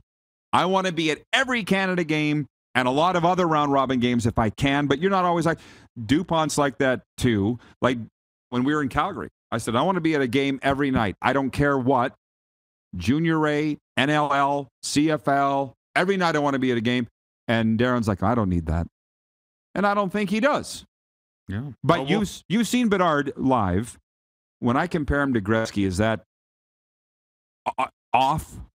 No. I think he's got to mature a little bit, but I think he's definitely got that pedigree in him for sure. So it's going to be exciting to see him come into the NHL and see what he really does. Well, and this is starting to come up too. I had a lot of hockey analysts in the States writing me last night on Twitter about Bedard, and one of the questions is what one of the Chad Robert in the chat says, who would you compare Connor Bedard to as an NHL player?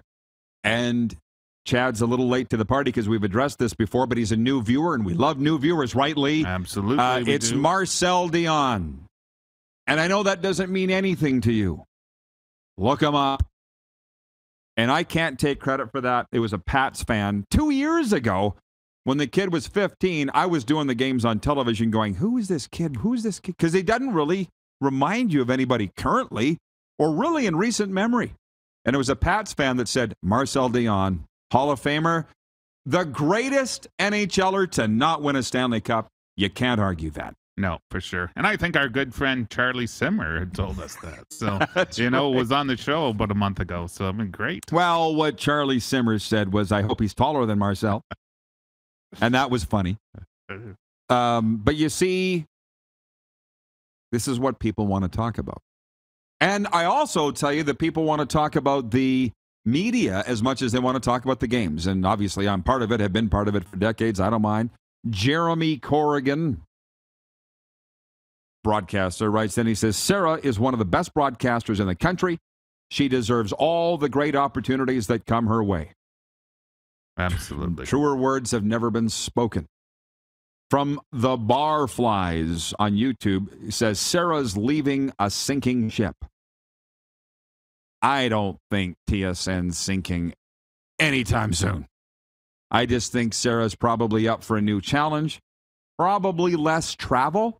I was thinking about this morning, getting up at River Creek Casino. I'm like, I love it here. It's a beautiful Edmonton morning, and I don't want to be on somebody else's schedule, nor do you. Nor do you. Well, we've lived that. We've lived it. So I just want to have fun. Kudos to her. And she's moving into the NHL. So, I mean, who could possibly think that, who wouldn't take that bet? Gino in Okotoks says, Bedard doesn't kill penalties. He better learn one day, though. Wish I could have seen more of Bedard, but that shot last night. Good Lord. Oh, yeah. Think. Goalie didn't even see it. And my buddy Mike Lee, my deal Mike Lee, was sitting right down here on the goal line, and he said that the space for that puck to go in was about the size of the puck. And Phyllis in Winnipeg says, wow, Dion was a legend. Really cool to hear the similarities between Bedard and Dion, RP. Well, thank you. If there's something that I can pass along, and that's it, that's age. Lee and I are about the same age. When I started this show, you weren't watching then. It was way back when we were only on Facebook Live, and I sat there and said, you know what? I'm too old. I'm out of touch. I don't think I should be hosting a show. And Joe Lazito from New York was watching, and he wrote in, and he says, no, Rod, it's vintage. We love those references, the pop culture. Now would be a good time for you to tell the world about Daisy Duke being your first kiss, now that I think about it. Yeah, we want to go back to that. Yes, we do. World of Wheels, I think 1981. And what is World of Wheels? That was in the Big Four in Calgary. So, they have all the hot rods, and they would bring in, one year they brought in Lou Ferrigno as the Hulk as being, the #1 Friday night show. And then, of course, at that age, being 10 or 11, I was watching the Dukes of Hazzard, the Incredible Hulk. So here we were in line, my friend, and we're the last guys in line, and Daisy Duke kissed me.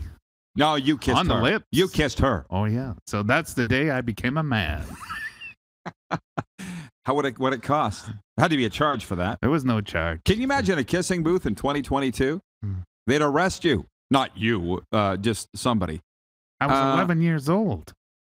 Here we go. The people are perking up. We're talking World Juniors. They're perking up, Lee. Jennifer says that number 17, Ridley Gregg, played fantastic Monday. He was the player of the game for Canada. He's in the conversation for the MVP for Team Canada. We talked about it, Jennifer, last hour. His dad, Mark, was sitting just down from me in the stands, and I'm going to tell you he's going to be the Ottawa Senators' best player. I agree. In 2 to 3 years. From Perp in the chat, Connor Bedard is his own player. I can't even compare him to anyone. I just can't wait till he develops even more. You walk around the concourse here at Rogers Place, like I like to do, and do loser laps, as I call them, and just listen to people. I like listening to people. There's fans wearing a lot of Canadian jerseys, but there's fans wearing jerseys of their team. Montreal, Detroit, especially if it's red. It fits in quite well. They all want Bedard. The Habs fans seem to think they got a shot at him, and they want to suck to get Bedard. They may have that. Jeff, the Stamps fan, wants to know how long you had to stand in line to get that kiss from Catherine Bach. Daisy Duke. He's probably a couple of hours. Worth it? It's Daisy Duke. Yeah. I'm 11 years old. Was she your first crush? No, it would have been Olivia Newton-John. My condolences. Thank you. Lonnie Anderson was mine. Starting to make sense now, right? Farrah Fawcett. There was a few. You got to pick one. Hey, David in Winnipeg writes in. He says, Rod, I met Derek Taylor last week at the Bomber game. Told him you want him on the show. Personally, like I said I would. Yeah, David, what did he say? Because he hasn't responded to any of our messages. Right, Clark? Yeah. So I have, to be perfectly honest, absolutely no idea why Derek Taylor would have a problem with me or us. But the invitation's been extended. We'd love to have the voice of the Winnipeg Blue Bombers on Derek Taylor because he's a great guy. I've said that from day one. So I don't know. Somebody probably got in there and muddled things up. You know, that's usually how it works. Somebody's always screwing Somebody's always jabbing you from the back. Speaking of, we're going to Winnipeg next. John Hodge, one of our favorite CFL writers, joins us from 3 down after this timeout. We are live at Rogers Place. World Juniors Day Off.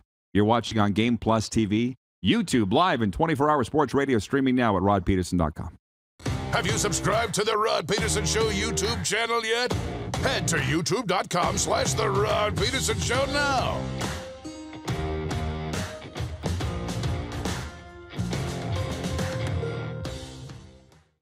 Is it time to take your event online? Bring it to IKS Live. We've got a fully customized virtual event platform with remote guest support for your next fundraiser, talk show, conference, performance, and more. IKS Live offers live streaming to Facebook Live and YouTube and pre-recorded capabilities, both in our studio with green screen available and on location with pre-production and post-production services. Visit us at ikslive.ca.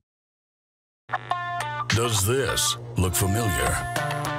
Your fans deserve an incredible arena experience. It's time for an upgrade. Stunning graphics. Revenue opportunities are just the beginning with our in-venue display systems and scoring technology. Let us help you find the best solution for your facility. DDG. Always delivering the best fan experience. Find us at ddgregina.com. And that's a wrap on summer, everyone. Things are about to get back to busy. Work, school, errands, they're all coming back. That's why we make buying easy at Capital GMC. Reserve your brand new truck or SUV today. Check out our great selection of in-stock GM-certified pre-owned trucks. And make some cold hard cash by selling us your used vehicle. We pay big, and you can skip the hassle of selling privately. Plus, our service department is always here to help with any make or model. Capital GMC, making back to busy easy. The summer of hockey in Alberta continues, and the future of Team Canada is bright. The 2022 World Juniors return to Edmonton August 9th to 20th. Single game tickets available from $40. Buy now at hockeycanada.ca. Universal Collision Center is Saskatchewan's premier auto body shop. Our extensive process ensures that every vehicle that comes through our state-of-the-art facilities is returned pre-accident condition, and that every UCC customer experience is an easy one. We're certified to repair all makes, all models, and all luxury brands, and Universal Auto Spa offers full-service detailing packages to suit you and your vehicle. Plus, we're the official body shop of your Saskatchewan Rough Riders. Universal Collision Center, 3910 Rochdale Boulevard and 2355 First Avenue in Regina. And that's a wrap on summer, everyone. Things are about to get back to busy. Work, school, errands, they're all coming back. That's why we make buying easy at Capital Ford Lincoln. We have a great selection of brand new F-150s in stock. Drive it off the lot today. Reserve an incoming unit or pre-order the perfect vehicle for you. And make some cold hard cash by selling us your used vehicle. We pay big and you can skip the hassle of selling privately. Plus, our service department is always here to help with any make or model. Capital Ford Lincoln, making back to busy easy.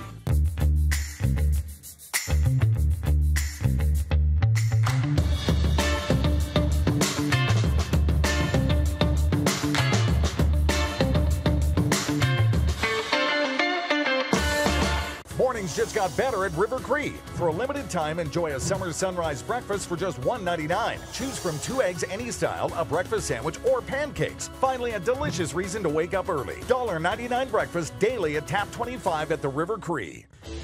Hey, Rod Squad, now you can join the team with your very own RP Show gear. Head to rodpetersonshop.com and get yours today while supplies last. It's just like we wear on the show, official RP Show gear at rodpetersonshop.com.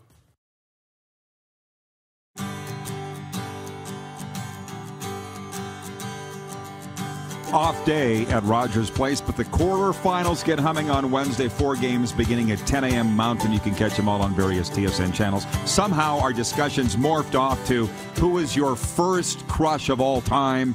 Mine was Lonnie Anderson. Lee's was Olivia Newton-John. Everybody's writing in with theirs.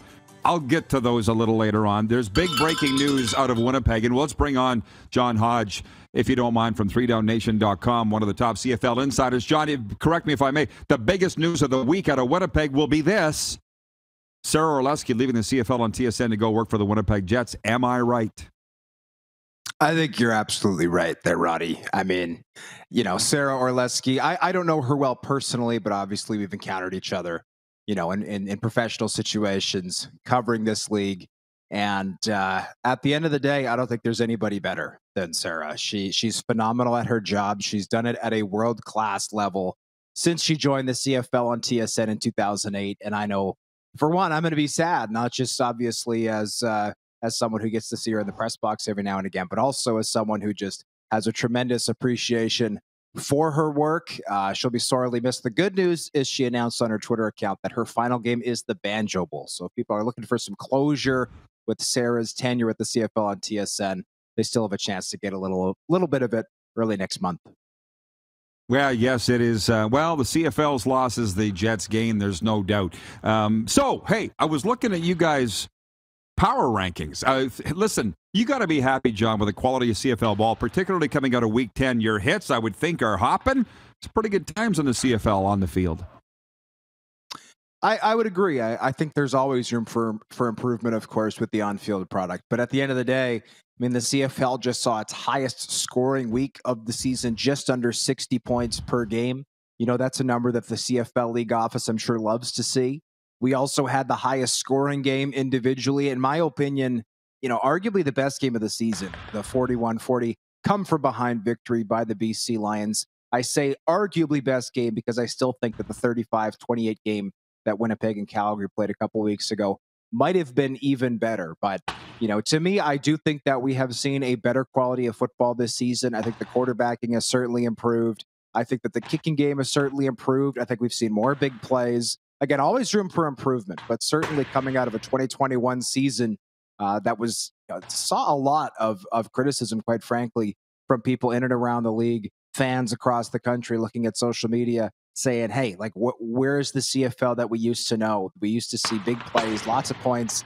We're not seeing as much of it this year. I think 2022 has been a nice rebound for the league and set up maybe a bit of a nicer foundation for what this league could be in 3 or 5 years.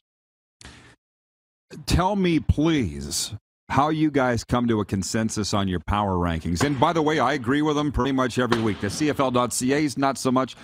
You guys, I do. But you got the BC Lions #1 in the CFL right now over the Winnipeg Blue Bombers. Was that a hard vote, or how do you guys come up with that? Well, it was extremely close, Roddy. The way that we do it is we have all of our contributors rank the teams from 1 to 9 independently, and then we put them all together and average them all out. And so I believe it was 5 of our contributors had Winnipeg at #1, and 6, including myself, had the BC Lions at #1. And that is that's just how close it was. It was literally one vote. I can only speak for myself, but personally, I was happy to put the BC Lions there because, first of all, most importantly, I think they have the best player in the CFL right now, who is Nathan Rourke. I think Nathan Rourke, maybe a month ago, there was a conversation about who is having the better year, Rourke or Zach Collaros. I don't think that's a conversation that could realistically be had anymore. That's no disrespect to Zach Collaros. Zach Collaros is having clearly a better season than every other starting quarterback in the CFL. But right now, Nathan Rourke stands alone at 1. There's a gap. Zach Collaros stands alone at 2. And then there's another wide gap to everybody else, in my view. The other reason is I think the BC Lions have really started to come together defensively. That front 7, they went out and added a bunch of key pieces in free agency. Then they all got hurt, but it hasn't slowed them down. They've really seen production from Matthew Betts, Tim Bonner, Obum Gwacham off the end. The linebacking core hasn't missed a beat since Bola Combo went out. And to me, they are the team to beat right now. I appreciate that they lost to the Bombers 5-6 weeks ago, but power rankings are not standings. If you want standings, look at the standings. If you want power rankings, come to 3 Down Nation. I get it, and I love the debate. It's one of the things that makes our business so great. Clay in Brandon says to me, ask John what he thought of the Alouettes D-line last Thursday. Al's won in Winnipeg 20-17. Is there a story there, John? First off, shout out to Brandon. I lived there for many years. But I will also say I was very impressed with the Alouettes defensive line. This Alouettes defensive line was basically gone out and purchased. They brought in, Mike Moore. They brought in Armando Sewell. They brought in Nick Usher, all from the Edmonton Elks. And then they brought in Avery Ellis from the Ottawa Red Blacks. It's 4 free agent additions up there. I think they technically traded for Armando Sewell, but that's neither here nor there. To me, it's been a pretty mediocre unit all season. In a 9-team league, it's maybe the 4th or 5th best. But certainly, they took it to the Blue Bombers. And I was at that game in IG Field. The Bombers had won 12 straight games there. I did not anticipate that the Bombers were going to lose, nor did I anticipate that game was going to be close. And yet, not only in a very raucous environment. I mean, there's 31,000 fans screaming their heads off at IG Field. And I've seen a lot of quarterbacks, a lot of opposing teams come in and that they can't get over the crowd. They just can't deal with the noise. They put their tail between their legs and the Bombers just feast. That is not what we saw this past weekend. And I give the Alouettes a lot of credit. That defensive line set the tone. They gave the offensive line fits. And it wasn't like there was a particular blocker along the offensive line where you go, oh my goodness, they're getting killed right up the gut. Or, oh, this offensive line is getting killed off the right edge. No, it was coming from everywhere. Let's remember, this offensive line in Winnipeg, while yes, they lost Drew Desjardins to the NFL. Yes, they lost Michael Couture, reigning CFL All-Star center, to injury. They've still got 3 perennial All-Stars on that line, 2 at tackle in Stanley Bryan and Jamarcus Hardrick, and 1 at guard and Patrick Neufeld, right from in the heartland of Saskatchewan. So certainly the Alouettes deserve credit. That defensive line had its best game of the year, and that's one of the biggest reasons they were able to complete that upset at IG Field. Arlen Bruce III is watching, and this is my final question for you from AB. He says, Nathan Rourke plays like a young Andrew Luck or Drew Brees. I respect your football acumen, John, so I wonder what you think the immediate future for Nathan Rourke is. He's in the final year of his contract, correct? How do you see this unfolding over the next 2 to 3 years in the football career of Nathan Rourke? Well, he is under contract with the BC Lions for 2023. However, there is a window he can utilize, just as Devontae Dedmon did this past offseason, a number of CFL players did this past offseason, to pursue the NFL. And I think it would absolutely be in his best interest to do so. Here's why. Nathan Rourke's contract tops out around the $80,000 mark next year. That's Canadian, of course. Even if he just sat on a practice roster down south, he'd be making a lot more money than he would be in Canada. This is not like quarterbacks in the past, guys like Bolivia Mitchell, Michael Riley, where, they could go down south potentially, but if they land on a PR, they're going to make less money than they would have making $500,000, $600,000, $700,000 in Canada, right? From a financial standpoint, Nathan Rourke is only going to do better in the NFL than he is on the current deal that he's on, his rookie deal in the CFL. The other factors, let's say Nathan Rourke goes down to the NFL. And by the way, I absolutely think he will get that chance. I've talked to personnel people who say basically the only way he doesn't get a look is if something truly disastrous happens this year, including an injury, knock on wood. Of course, we don't hope that will happen. And I do think he will get signed. The question of where, I think where he goes, what the fit is, what team he's with, who he's surrounded by, that will all play in too much to speculate as to what he could accomplish in the NFL. But I'll say this, assuming he goes down there in 2023, let's say it doesn't go well and he comes back to the CFL for 2024, he's going to be a CFL free agent at that point. And I can think of about 9 CFL teams that would probably love to go out and sign Nathan Rourke. So even if he goes down to the NFL in 2023 and doesn't have any success, he's going to make bank coming up to the CFL in 2024, whether or not he returns to that childhood team of his, the BC Lions. Well, he's certainly earned it, and he's been fun to watch. I can't let you go without asking you just quickly the answer to your childhood crush. Who was your first crush, John? That's what the viewers have latched onto here for a topic today. It was actually you, Roddy. How about that? Am I that old? Am I that old? Well, thank you. I'm very flattered and red-faced. John, keep up the great work, man. Loving it. Enjoy the football. Thanks for having me on, Roddy. Anytime. John Hodge from 3downnation.com joining us from the Manitoba capital. We'll be back with overtime and get to the bottom of all these first crushes with all of our viewers. And Lee will join us as well. You're watching the RP Show live from Rogers Place, where apparently Sweden's practicing right now on an off day at the World Juniors on Game Plus television, available all across Manitoba on Bell MTS cable. Also live streaming on YouTube, and you can always catch the podcast wherever you find your podcasts, including Apple, Amazon, Google, Stitcher, and Spotify. Have you subscribed to the Rod Pedersen Show YouTube channel yet? Head to youtube.com/The Rod Pedersen Show now.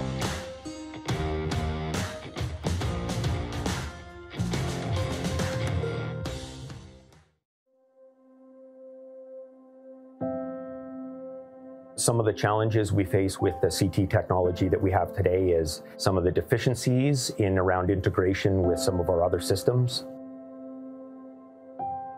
The addition of 2 new 4D simulators within the programming of the Saskatchewan Cancer Agency is going to have significant impact on the care we provide to the people of Saskatchewan.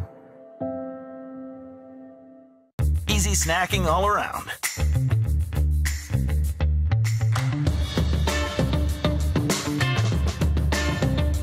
Something everyone can love.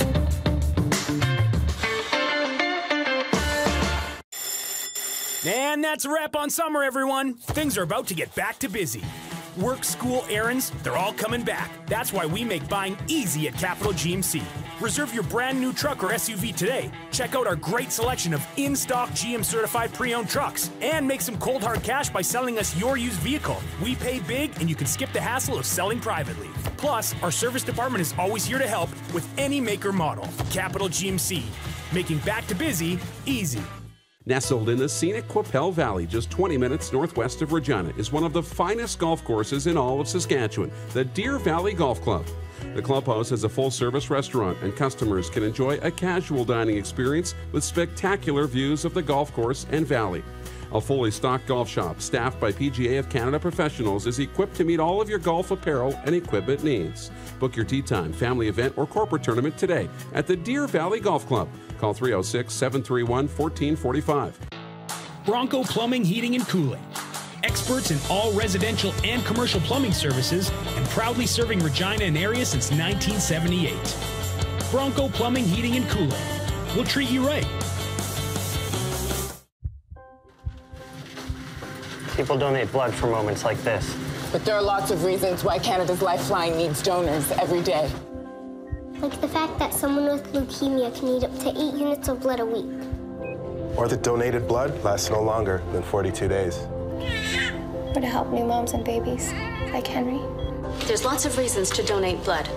That's why we need donors every day. The need for blood is constant. Join Toyota and our Toyota dealers in supporting Canada's lifeline.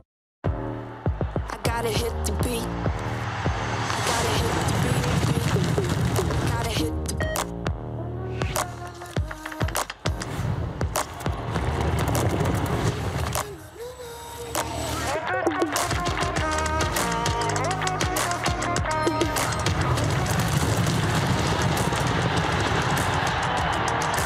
Download Dark Horse Bets today. I gotta hit the beat. Business owners and marketers. Okay, we know you think we're pretty cool. That's why we want you to share in the coolness factor. Partner with the Rod Pedersen Show and market your business every weekday to sports lovers just like yourself. Take advantage of our many cost-effective commercial and promotional opportunities. Tell the world about your business. Yes, the world. Thanks to Game Plus TV and the Rod Pedersen Digital Network. Contact us today and find out how you can be a part of Canada's fastest-growing sports talk show, The Rod Pedersen Show.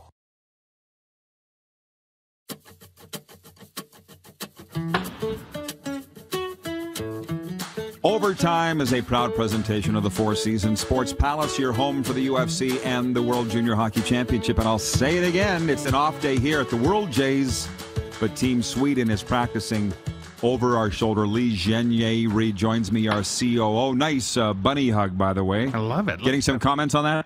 Everybody's asking me where they can get this. RodPetersonShop.com. Indeed, we were matching blue here today. So I don't know how it came. No, it came up when I asked you about Daisy Duke kissing you in Calgary. And what was the year? Probably like 1981. I think Dukes of Hazzard's where I got my crush on Jeeps. Uncle Jesse's Jeep. That thing was a white with the gold eagle on the front. Ooh.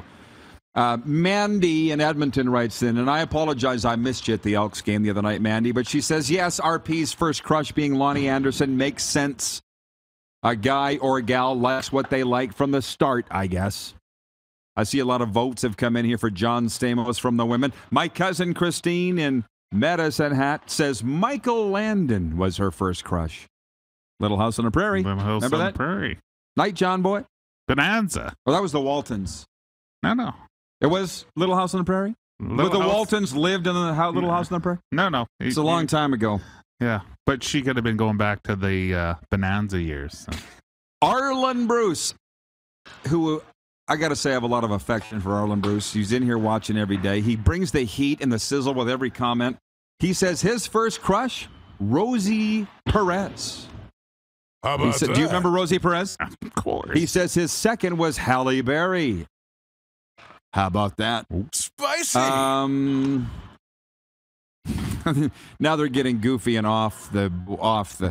Phil 3223 writes in and says, my first crush was Topanga from Boy Meets World.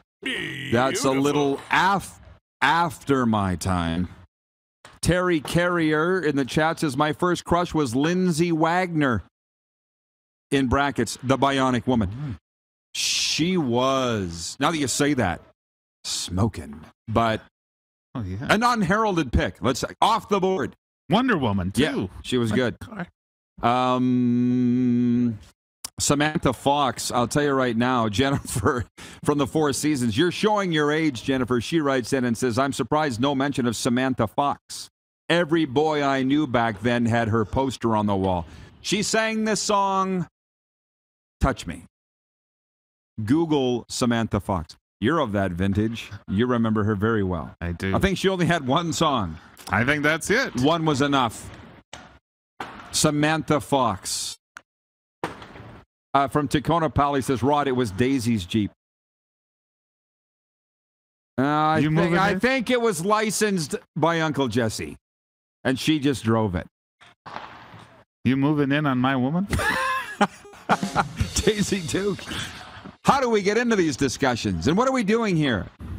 The breaking news of the day, Sarah Orleski leaving the CFL on TSN and TSN overall to go join the Winnipeg Jets. And let's just sit back and examine that for a moment as two career CFL guys. Well, your thoughts first before I go with mine. Well, obviously, she has spent a lot of years in the CFL, has done an amazing job, has earned her stripes, and moving to the NHL and the Jets. I think this is she is a Winnipeg girl, so I think this makes a lot of sense. And moving to the big time as well and the NHL. So good, great move for her. Like I say, I'm a big fan and knowing Sarah for a lot of years. So good on her, and she's going to kill it in the new job.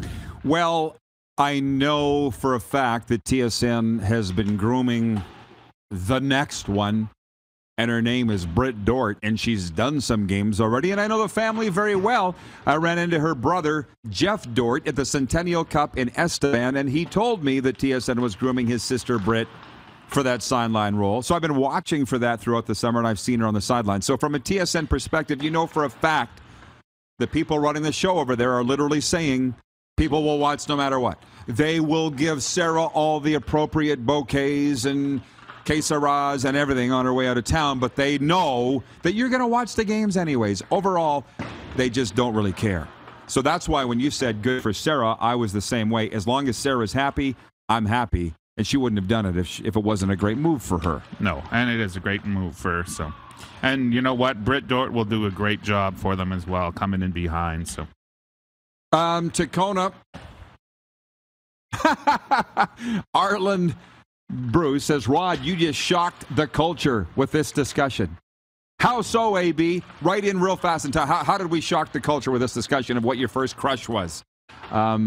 It's always a fun discussion. Mine's never changed. Lonnie Anderson. That's a fact. You can't change who your first crush was. Last minute of play of the RP show today. Tacona Powley in Winnipeg says, RP, Connor Bedard, similar to Paul Correa. You got to watch him live. Correa was a more dynamic skater, in my opinion. A far more dynamic skater. And that's not to say Connor's not a great skater. He didn't move as much as Paul Correa. He doesn't need to move as much. Wayne didn't move that much. Just watch him live. And for the rest of you people, get your tickets, because don't you think that by the end of the week this barn's going to be, if not full, close to full as Canada. Yeah. These games get more exciting. Yeah, and you can just feel the momentum building in the city and, really starting to feel the excitement come out. So as we go down the stretch, full barn this weekend. We are out of time for your questions. Tune in tomorrow on Game Day from the World Jays. We'll answer them all. A lot of them had to do with World Juniors. It's one and done in the World Jays the rest of the way. See you tomorrow, noon Eastern, here on Game Plus. We don't know what we're doing. Have you subscribed to the Rod Pedersen Show YouTube channel yet? Head to youtube.com/The Rod Pedersen Show now.